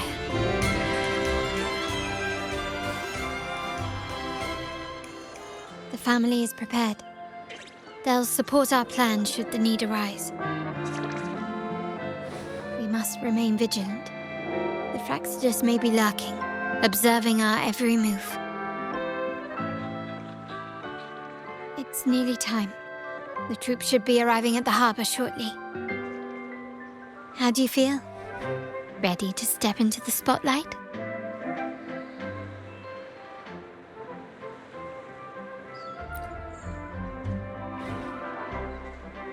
Excellent. We have the skills. Now it's all about improvisation.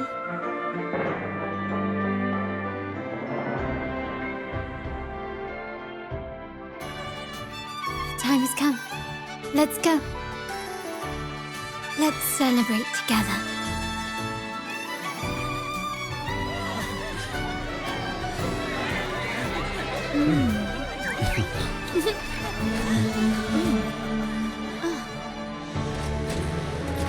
When freedom is unchecked, the insidious evil of division takes root.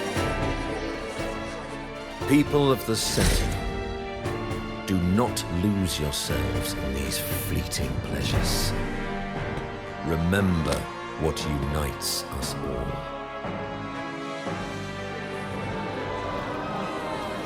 What is that?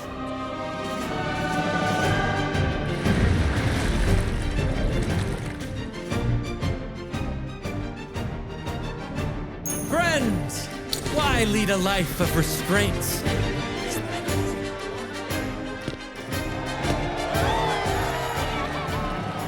Why not live like there's no tomorrow?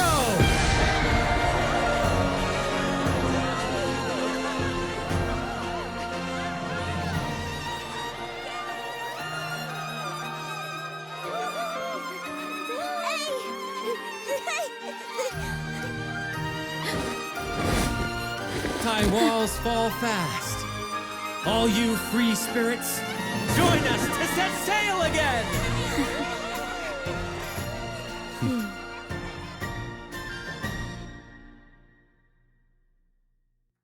That woman.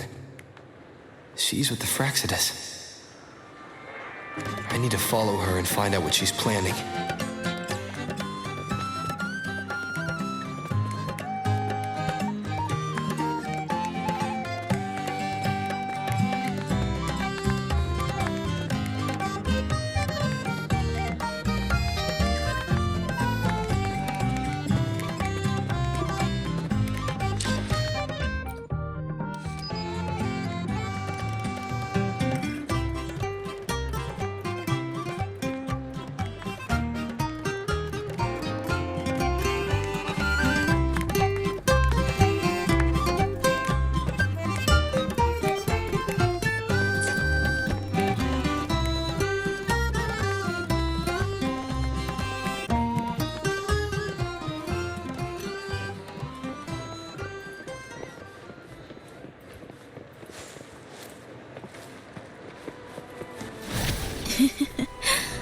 Right this way.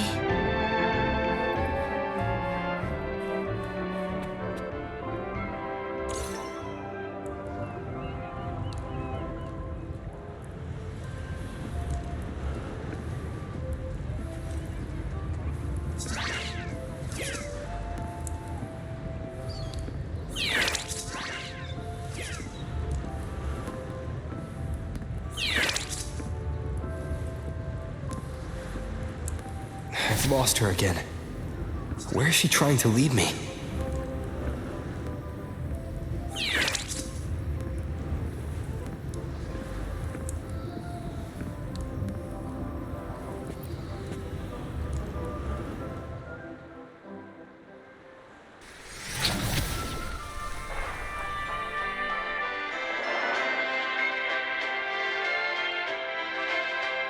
Ah, we've arrived. Such a small world, isn't it?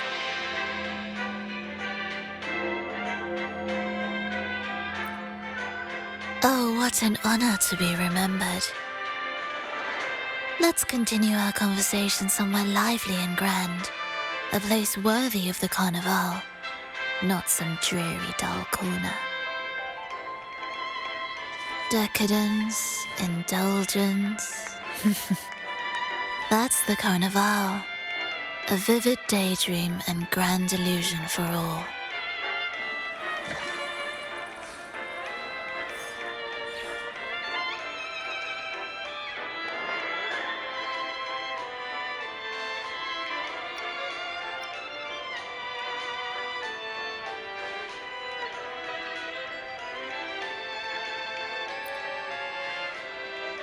No need to worry. I won't disrupt their little daydream.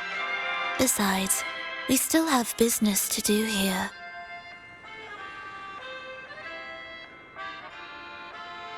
Now that you know what makes the Sentinel so unique, you should know we seek the same thing. That extraordinary resonator. How about I share a little story with you? A gesture of goodwill for our cooperation.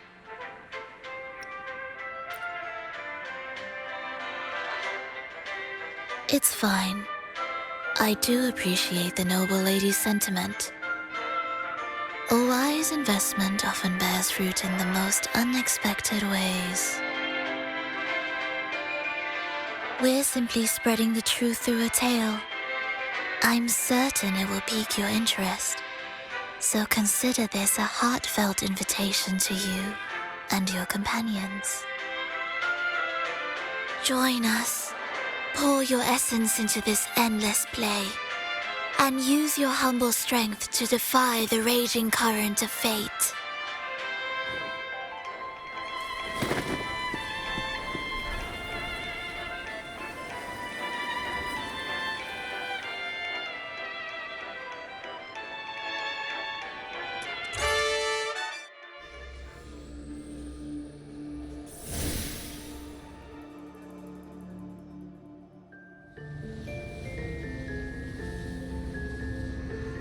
The stage is set, and the curtain rises. Actors, the moment to dazzle has arrived.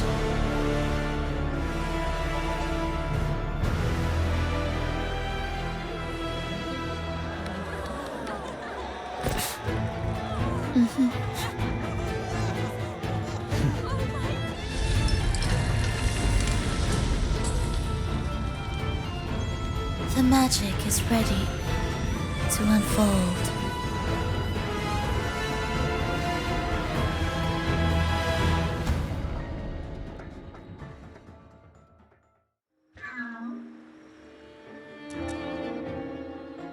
As anticipated, the Fraxidus is on the move.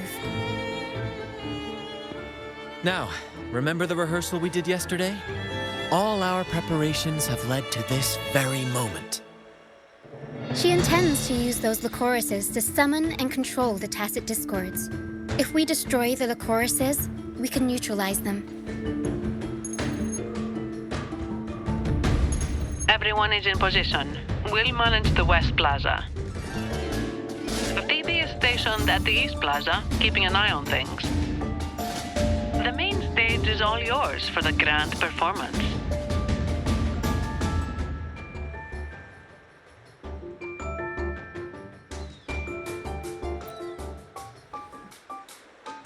I'll take care of the lighting and create the mood to make the performance stand out. Leave that to me. Ready? The spotlight will be on you two.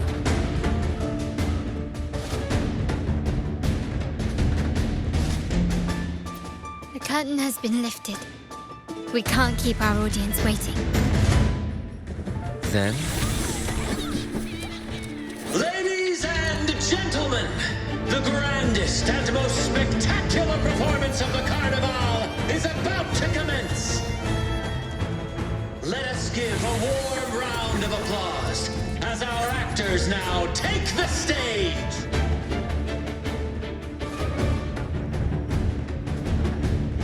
An unending darkness cloaks the kingdom as monstrous beasts ravage the land. The Holy Maiden has been captured by the Demon King, and chaos descends. But lo, two valiant heroes step forth, accepting the minister's quest, vowing to vanquish the beasts and rescue the Holy Maiden.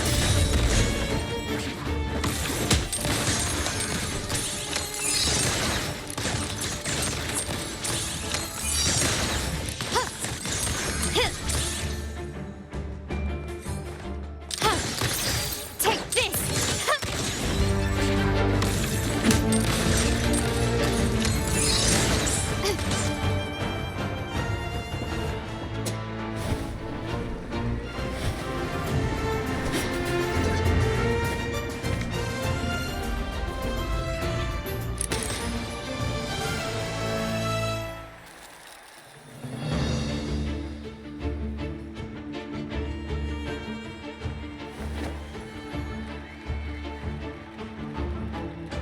The heroes breached the first barrier, sweeping away the monsters within the city.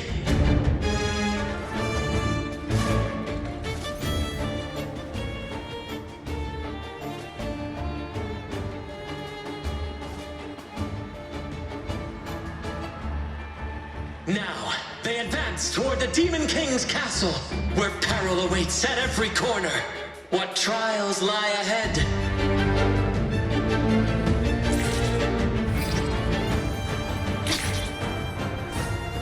No wall can deter these free spirits.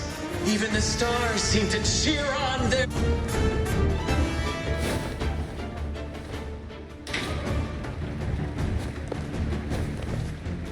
Exercise caution. New enemies have appeared. The Demon King unleashes its minions, long awaiting these audacious intruders.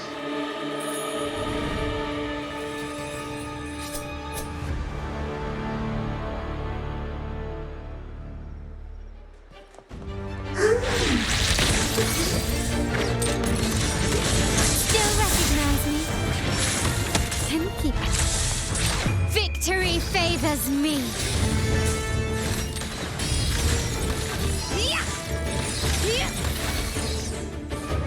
Masterpiece complete. Still recognize me? Don't confront them head on.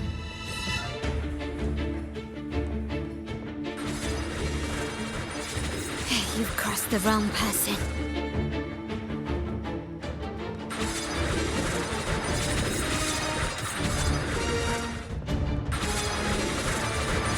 Is that it? I'm still standing.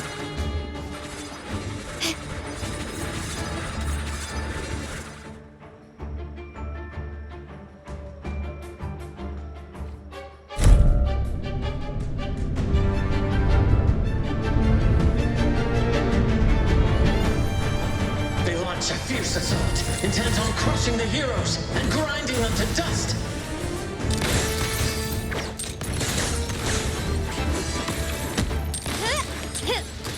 Swift and resolute. Moment of resonance.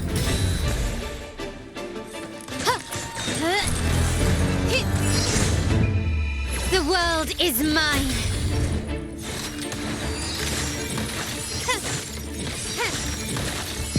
In the name of the Montellis.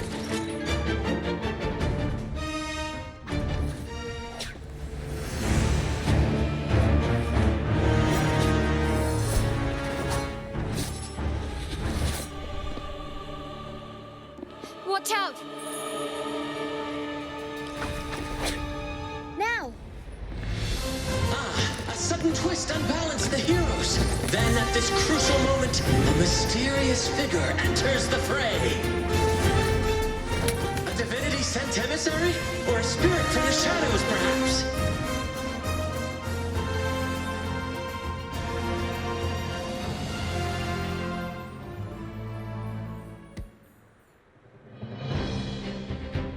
She seems moved by their passion and righteousness. See her join the heroes' ranks.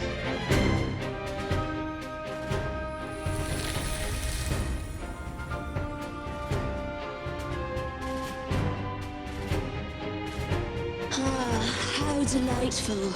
I await your shallow, bated breath.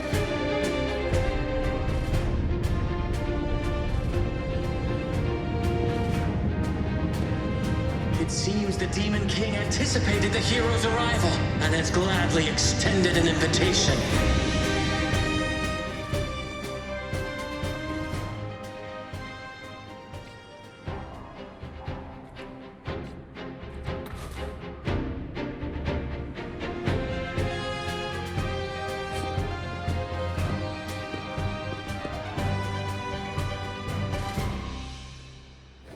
With unyielding determination, the heroes accept the challenge.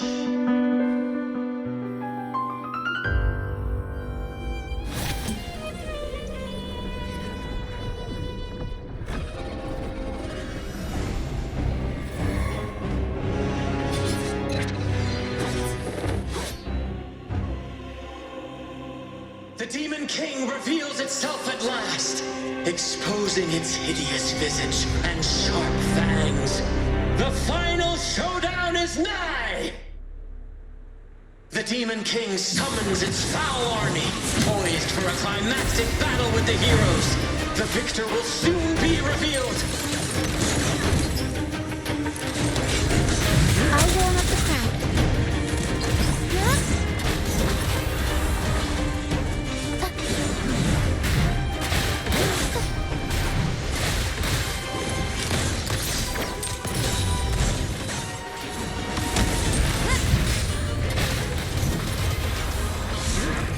Mamma mia!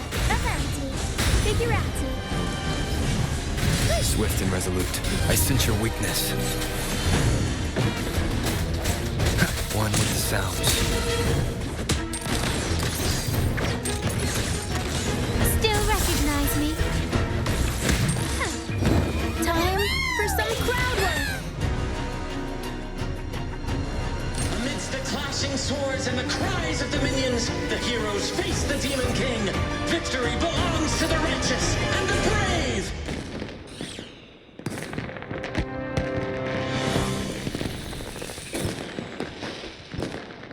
And now, we await the Holy Maiden's return. And so we arrive at the happily ever after, yes? But we do not live in a fairy tale. There is no playwright to script a happy ending for us. What lies behind the curtain is but a cruel jest, a dark satire.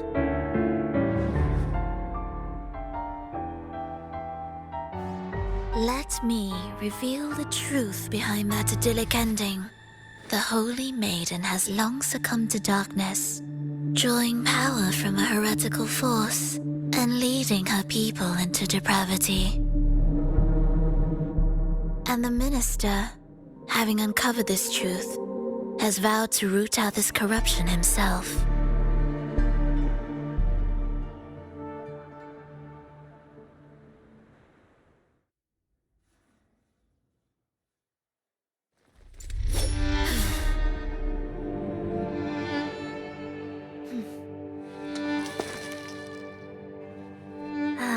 Come now, let us embrace the grand climax of this revelry.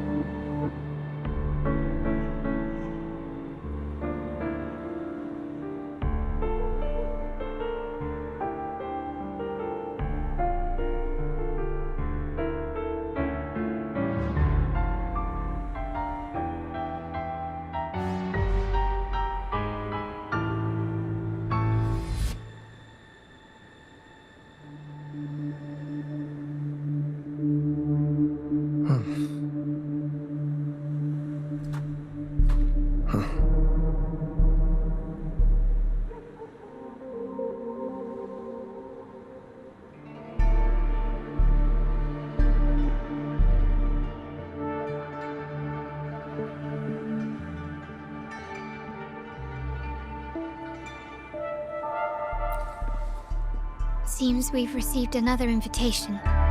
The final stage likely lies beyond this point. Are you prepared? Don't worry. Brant will manage everything within the city and make sure the performance proceeds smoothly as planned. Let us proceed to meet that Fraxidus overseer and deliver a flawless performance for the Carnival.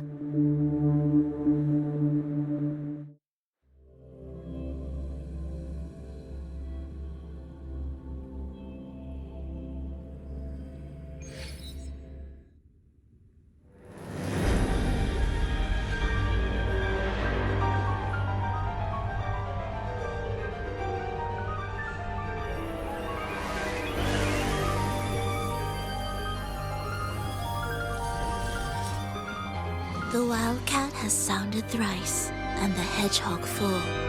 The peculiar bird sings. The moment is upon us. O benevolent sorceress of realms unknown, I summon you. Grant us the just prophecy, and may fate favor us all.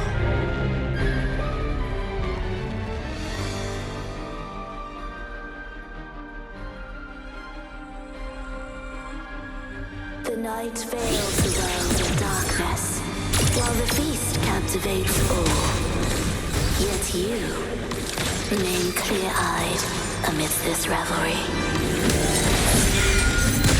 The honeyed wine has clouded their senses and quenched their flames of avarice.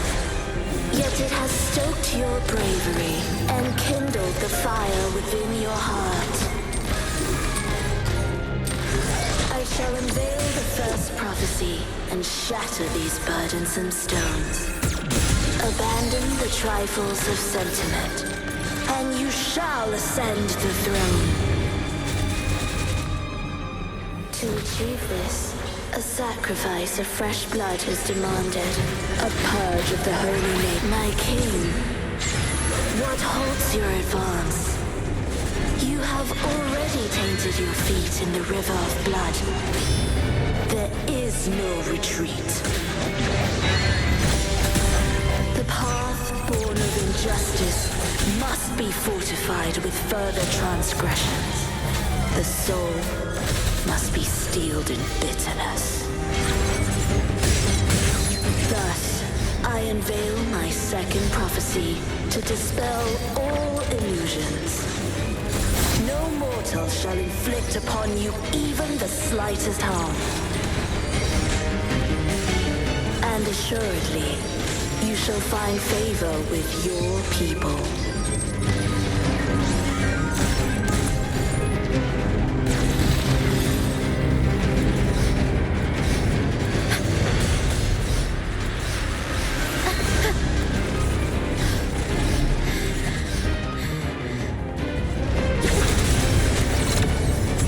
The world is our stage. Mamma mia! Figure out. My compliments. Is that it?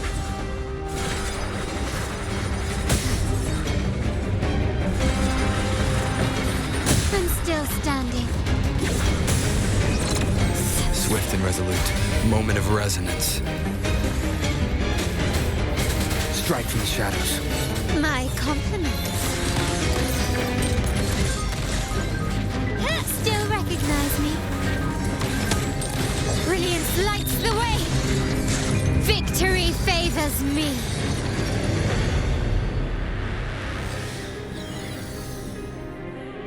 Defy destiny, mock both life and death, and rise beyond good and evil. Abandon all doubt and grasp at unreachable hopes. Now, hear the third and final prophecy. Pleasure born of violence shall end in violence.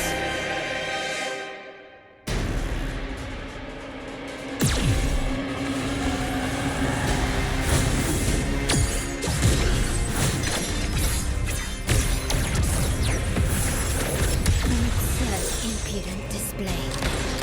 Take this! Still recognize me?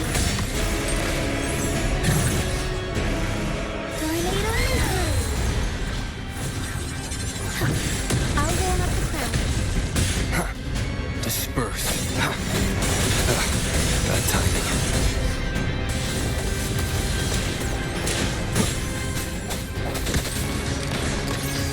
Running won't save you.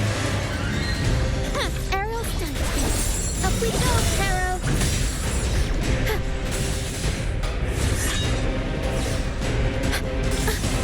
Unexpected plot twist. Mamma mia! A turn of events. My compliments. Can you keep up?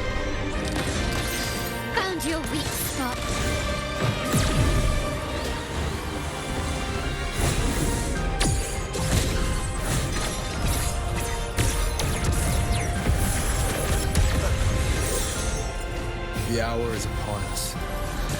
No hesitation.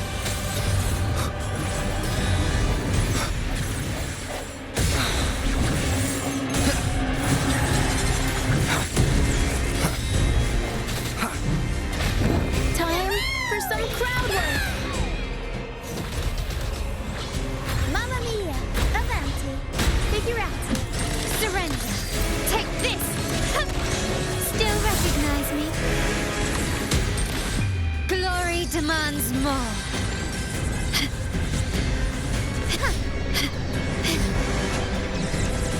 Is that it? I'm still standing. Can we keep up? Improvise. Swift and resolute.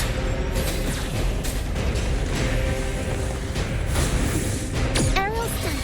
I'll warm up the crowd.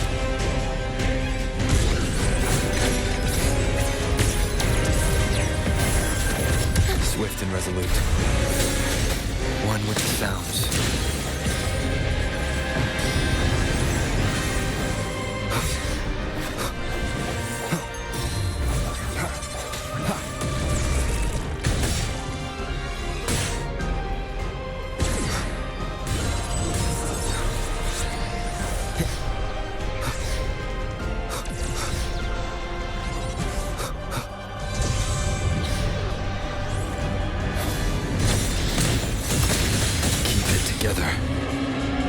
Moment of resonance.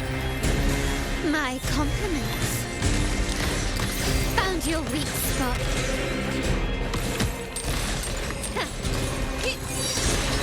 Still recognize me?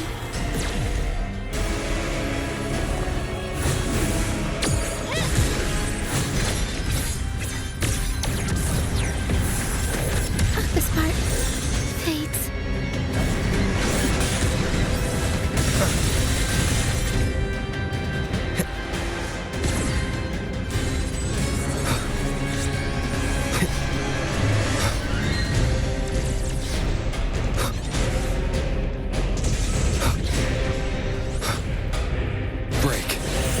Sounds.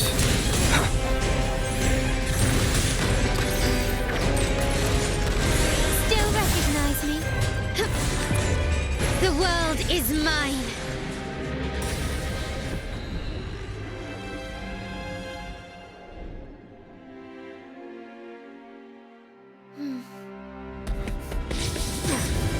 What a pity. The prophecy says the king will not take his final bow in this act. Reality beckons. Have you glimpsed the truth in this dream? 2 prophecies fulfilled, but the third? I await to see how you will rewrite it.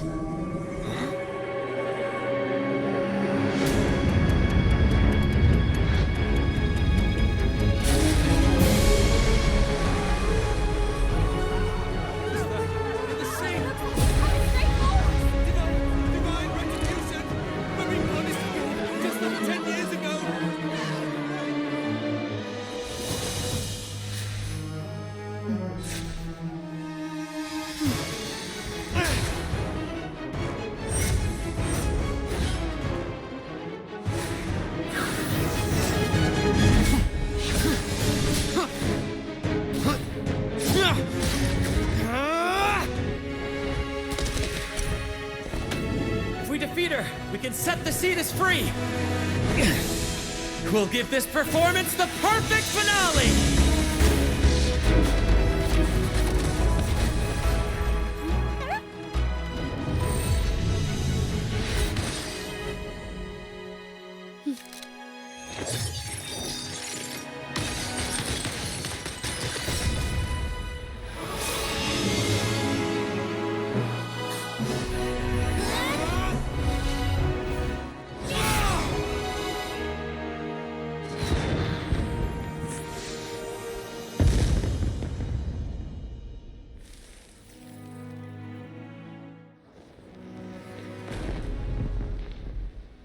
Splendid performance.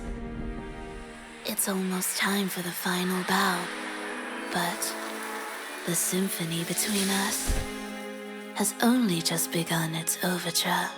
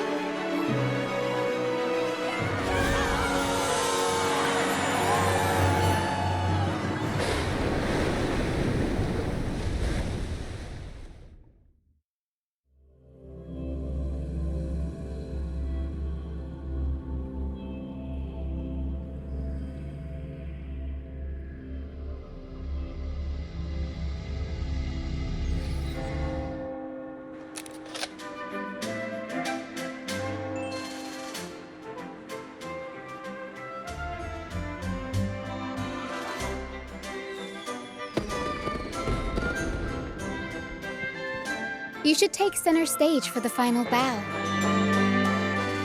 Hear that? The thunderous roar of applause. Ah, it has been far too long. This is the true essence of the Carnival. At last, the crisis has been resolved.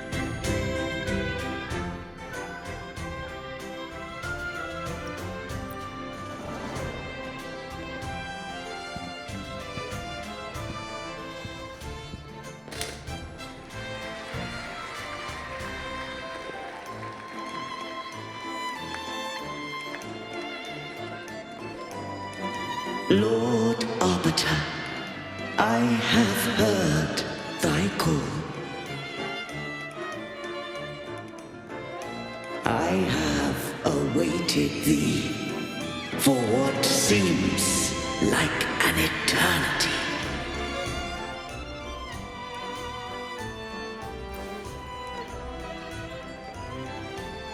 Lord Arbiter, I am ensnared.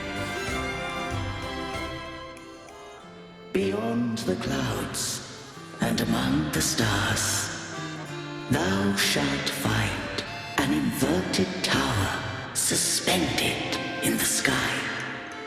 I am there, watching over Solaris from above.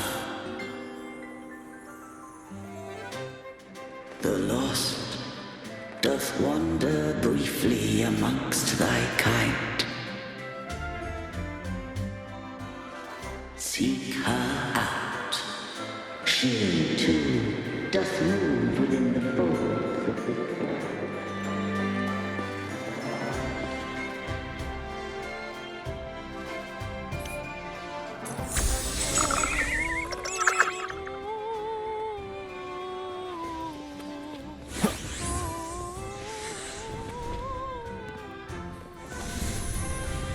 You should take center stage for the final bow.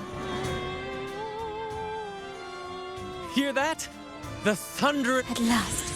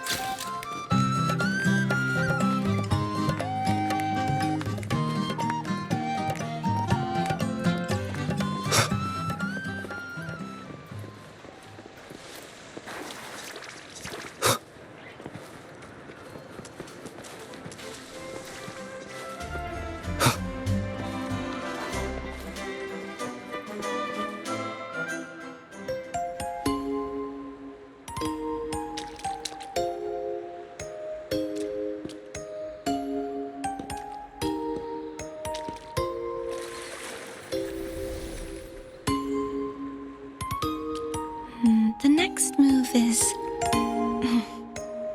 Am I getting this right? It feels a bit off.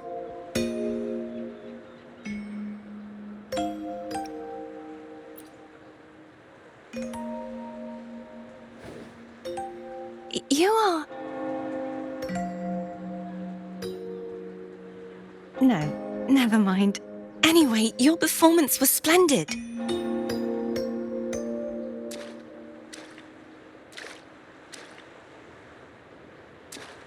I'm here for the Carnival as well. It's been ages since I've seen something as grand as this. I love hearing the laughter and cheers of a crowd, no matter the occasion.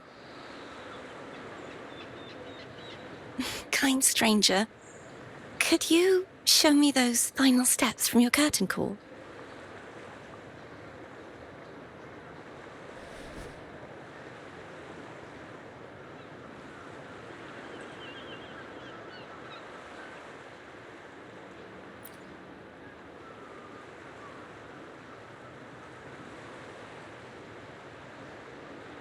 I'm sorry, but I can't stay here any longer. I must return.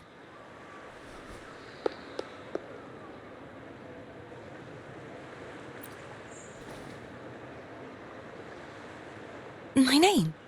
It's...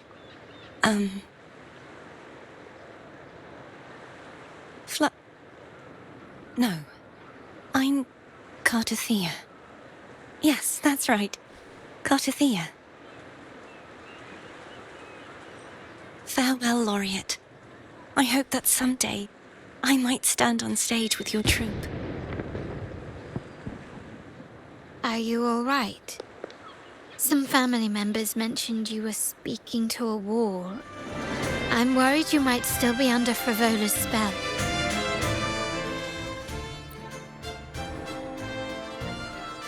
See who? Are you truly all right?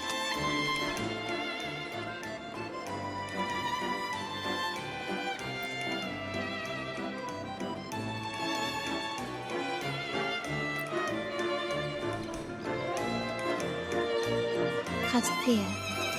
I'll make a note of it. If she was indeed here, she is likely still in Raguna.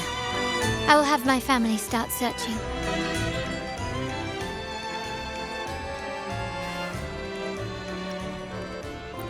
There's still many unresolved questions regarding the Order and the Sentinel. We need time to sort through what we've gathered. Rushing into action now might only alert the Order's spies and disrupt what we've worked so hard to protect. You're right. Cartothea. I will have my family find out more about her. If we find out anything, I'll contact you, and we can discuss our next steps together. Until then, as you suggested, let's keep this carnival going.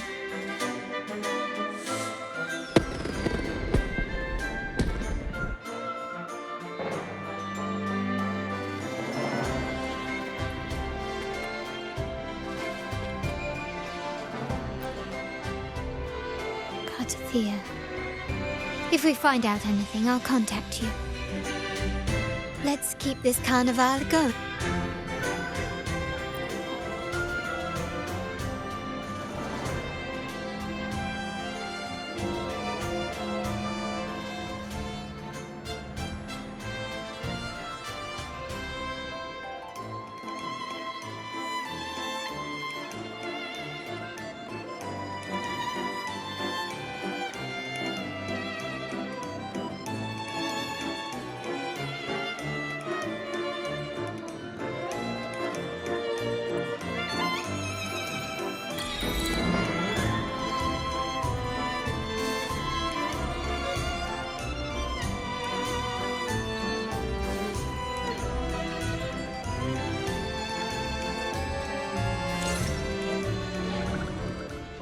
Were you awake, Rover?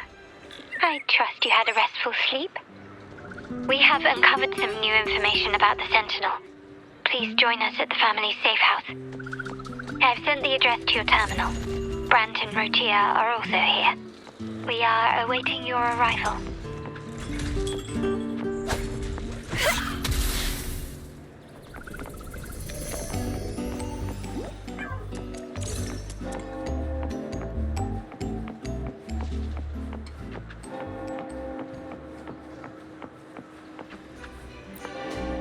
I wish you a wonderful time.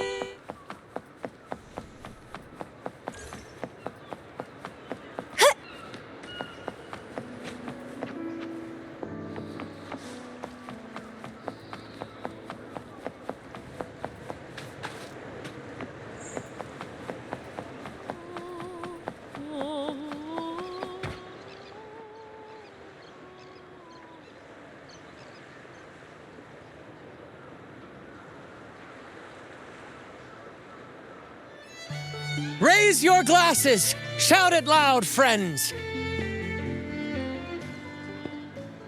To us! To the Carnival! And to our very own laureate! A name that echoes through the world, destined to roam the skies before shaking the earth!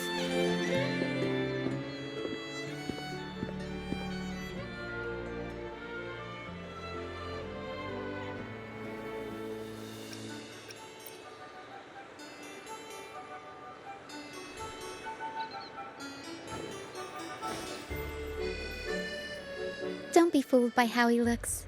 Brant is already deep in his cups, drunk as a skunk.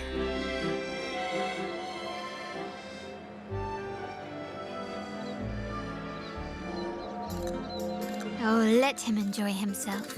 The taste of victory is still fresh.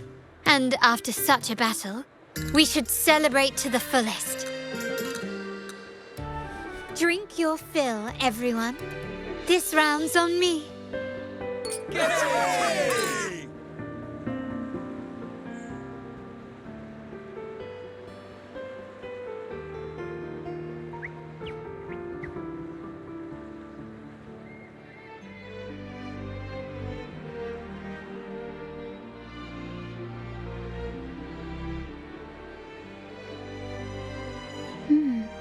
I see someone's been eavesdropping.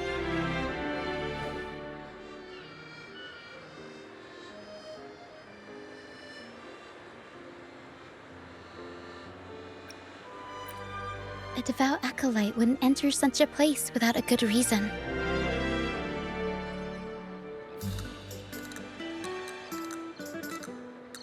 The Montelli family is known for its hospitality, but freeloaders will not find us so welcoming.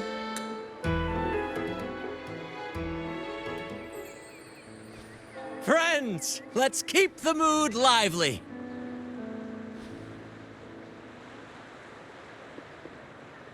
Come, let's discuss the information we've gathered so far.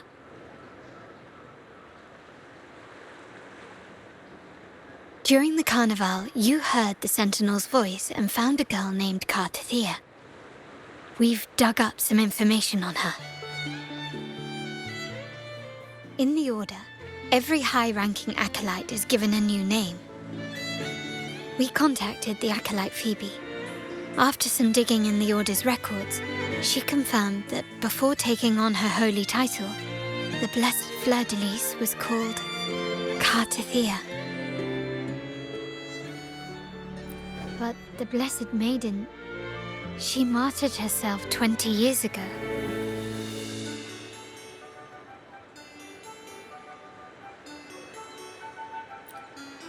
The family will uncover the truth. The only remaining clue is the inverted tower you mentioned hearing about from the Sentinel.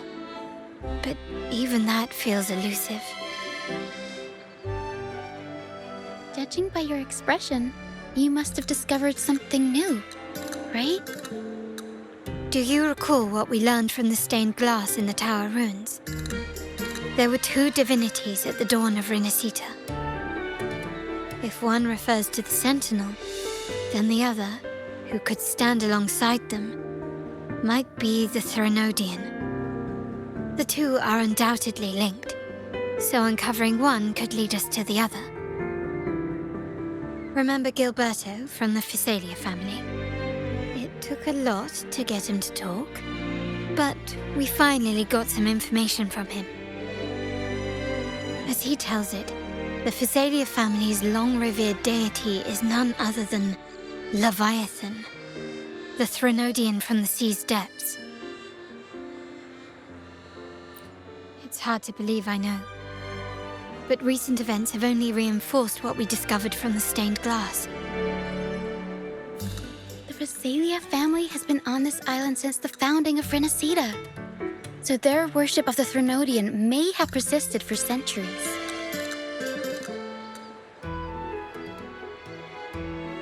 We will attempt to establish contact with the Physalias to build an alliance and gather more intelligence. Rest assured, negotiation is what we do best. If necessary, we'll present them with an offer they can't refuse.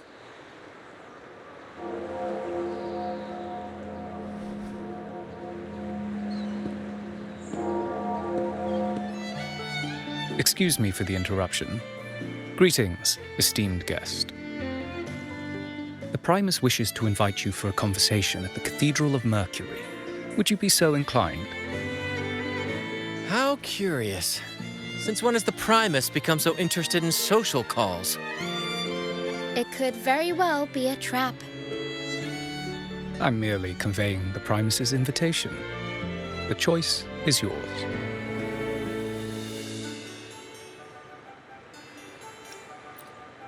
Remember, you're not alone. If anything happens, just let us know.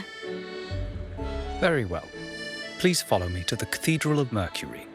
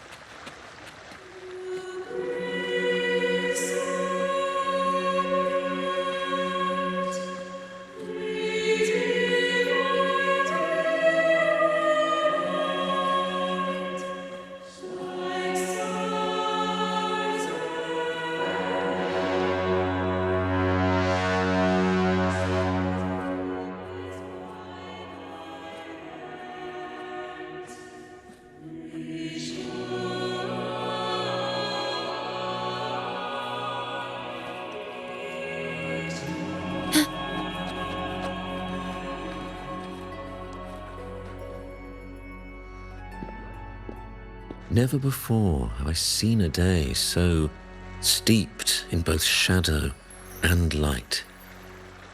The birds sing, the flowers bloom, yet this world knows neither true joy nor eternity.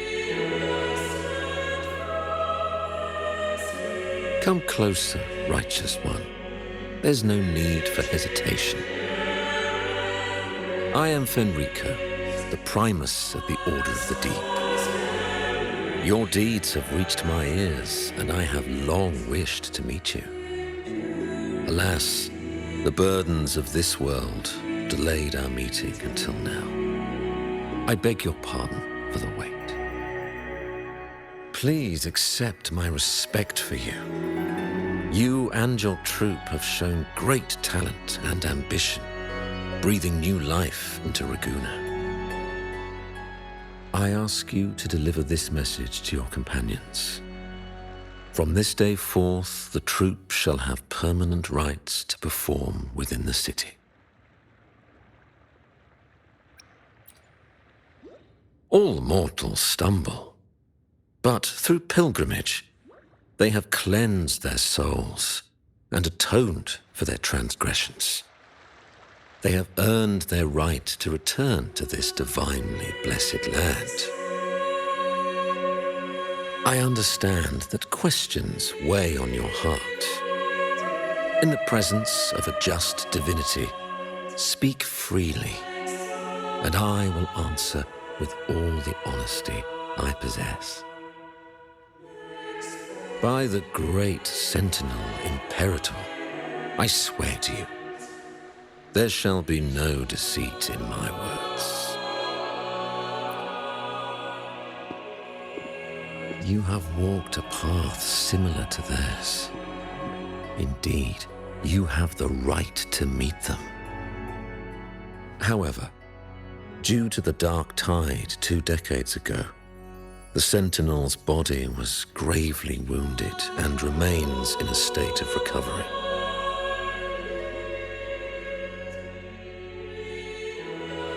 If you wish to meet them, I will convey your request.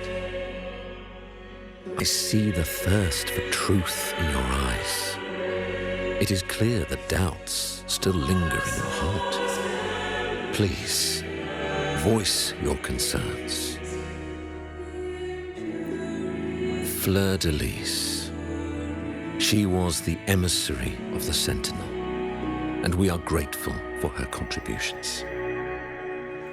20 years ago, during the Dark Tide, she sacrificed herself to seal the calamity. She fulfilled her duties in this world and returned to the divine embrace. Do you know how the Dark Tide came into being? In Rinascita, wars were waged in the name of faith, tearing apart the Sentinel as our faith divided, weakening their divine power. The Dark Tide's true essence is the divine blood shed from the Sentinel's wounds. That tragic past left deep scars, and with their divine power drained, they could not prevent the Dark Tide's surge 20 years ago. The Blessed Maiden chose to martyr herself. She once again resonated with the Sentinel and, through her sacrifice, restored some of their divine power, bringing an end to the Dark Tide. Yet, the Sentinel remains in a state of healing and still requires a mortal representative. Following the Blessed Maiden's departure, I was granted new authority to cleanse the aftermath of the Dark Tide. I received the divinity's blessing and became the new Enlightened One. By their will, I fulfill the tasks left unfinished in this world.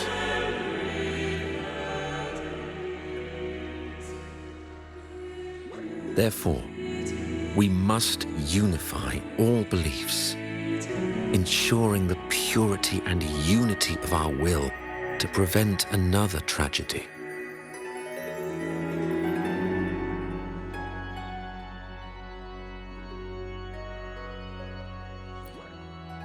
He said she once again resonated with the Sentinel. Was that really a second resonance awakening? Sentinel Jue had a trial with Genshi, but my permission was needed to transfer the Sentinel's power.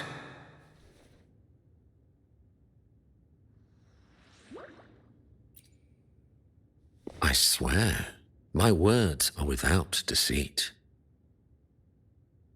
I see in your eyes that you have walked further on the path of justice than I anticipated.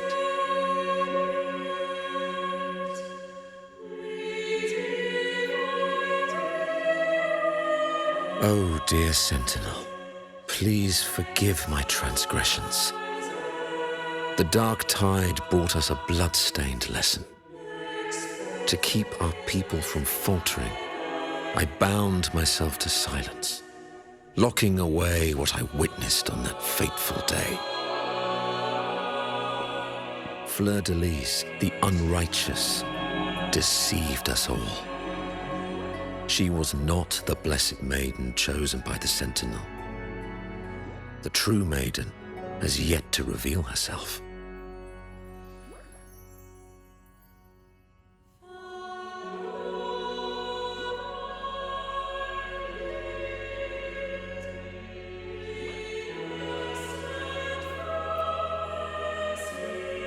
You must know that a being capable of rivaling our divinity exists in this world. Humanity's eternal adversary, the evil of all civilizations, the Threnodian. As the Sentinel has their resonator, so does the Threnodian.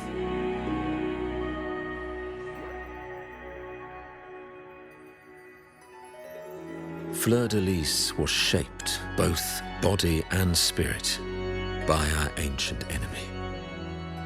Her actions were intended to plunge this city into fear and chaos. This is the truth I witnessed. Fleur-de-Lis was the Threnodian's resonator.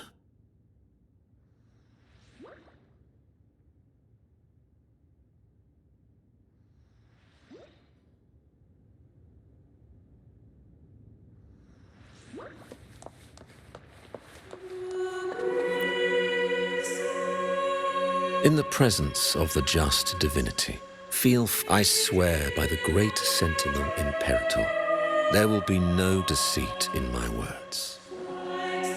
We must create a land that aligns with the Sentinel's vision. We must purge this land of individuals who stray from the righteous path to ensure that our collective will remains unified and pure. However, we honor the deeds of Napoli II, the founding Primus, and offer those who have strayed a chance for atonement. The pilgrim's sail follows Napoli's path. He too once endured this arduous journey, yet emerged victorious, earning an audience with the Sentinel. The trials are not mere sufferings, but steps toward redemption. The penitent who confront the trials with sincerity will be allowed to return to the divine's embrace.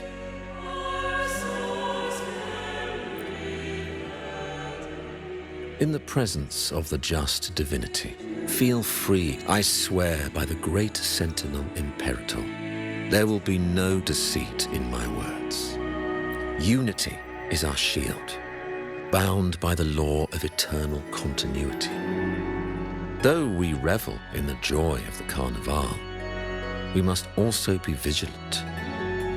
For division is a chronic disease plaguing this city.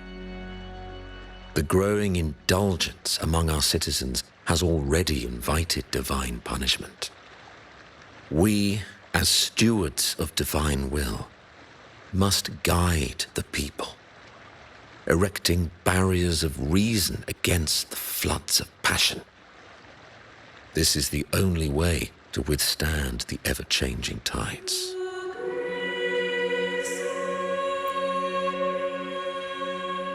In the presence, I swear by the great Sentinel Imperator, there will be no we uphold the Sentinel's principles of justice.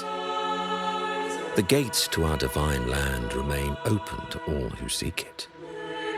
This is a city of inclusiveness, welcoming all visitors, including those who try to overstep their bounds.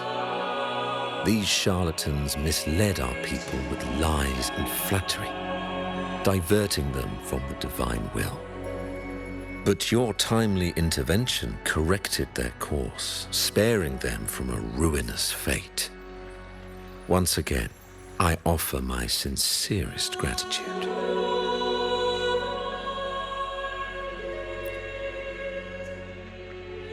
In the presence, I swear by the great Sentinel Imperator, may the divinity bless you.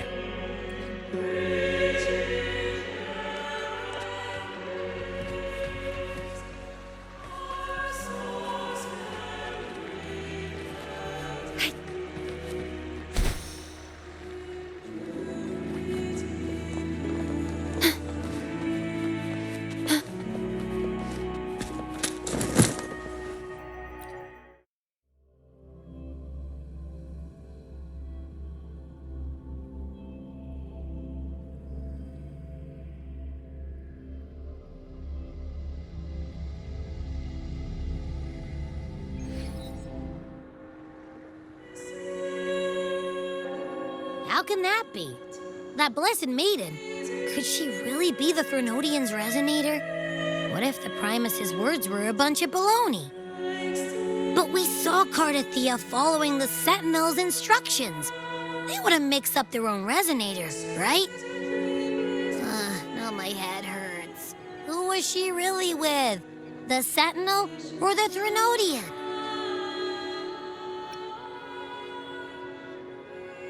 Well, probably won't get any more answers from him.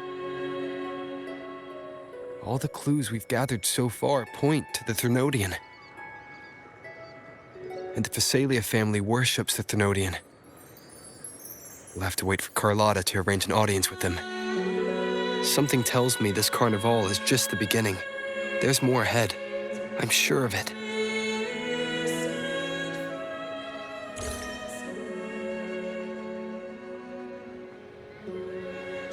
Frolova, you do have a knack for indulging in pointless little chores. Why, there's no rule against an actor making good use of the intermission. Besides, I haven't disrupted your arrangement, have I? The one from a faraway land who discerns the truth dares to raise their sword against the divine. In response, the slumbering gods break free from their shackles, revealing their true forms. The possibility of the second resonance awakening is now a certainty, so we just need to see if that special resonator truly exists. Was the Blessed Maiden a resonator for the Sentinel or the Threnodian? Or both? If so, a resonator capable of wielding both powers. I am eager to see how this story ends. Cristoforo, if you don't want to spoil the next act, I might have to give your carefully crafted plot a little nudge.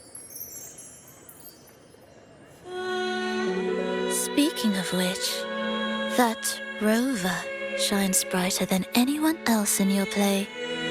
Do you find him interesting as well? Frolova, it seems we walk different paths. I don't share your fondness for that sort of puppet theatre. I merely place the characters on their stage and they act out their fates. driven by their own volition. To remain courageous amidst absurdity. To pursue a spark of divine grace. This, to me, is the truest essence of humanity. Don't you think? Even the most pristine cadence of death pales beside the untamed, fervent, and tenacious spirits of the living. In their journey, they resolutely overcome all obstacles. They pursue, they tear, they burn, simply because they desire to.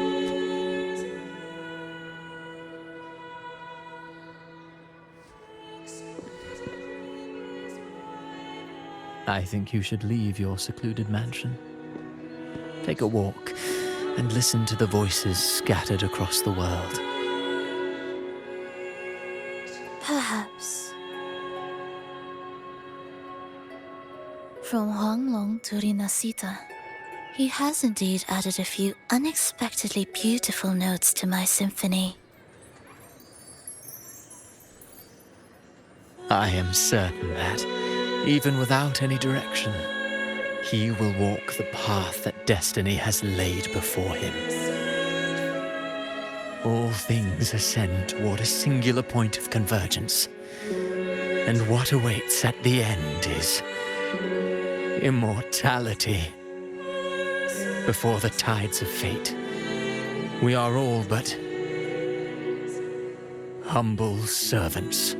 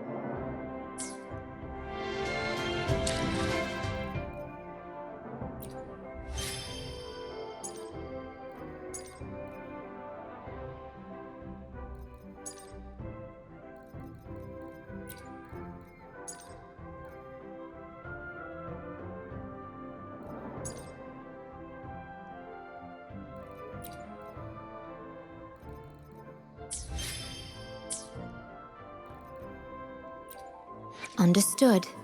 I will be there for everyone as we head toward our shared future, leaving the past behind.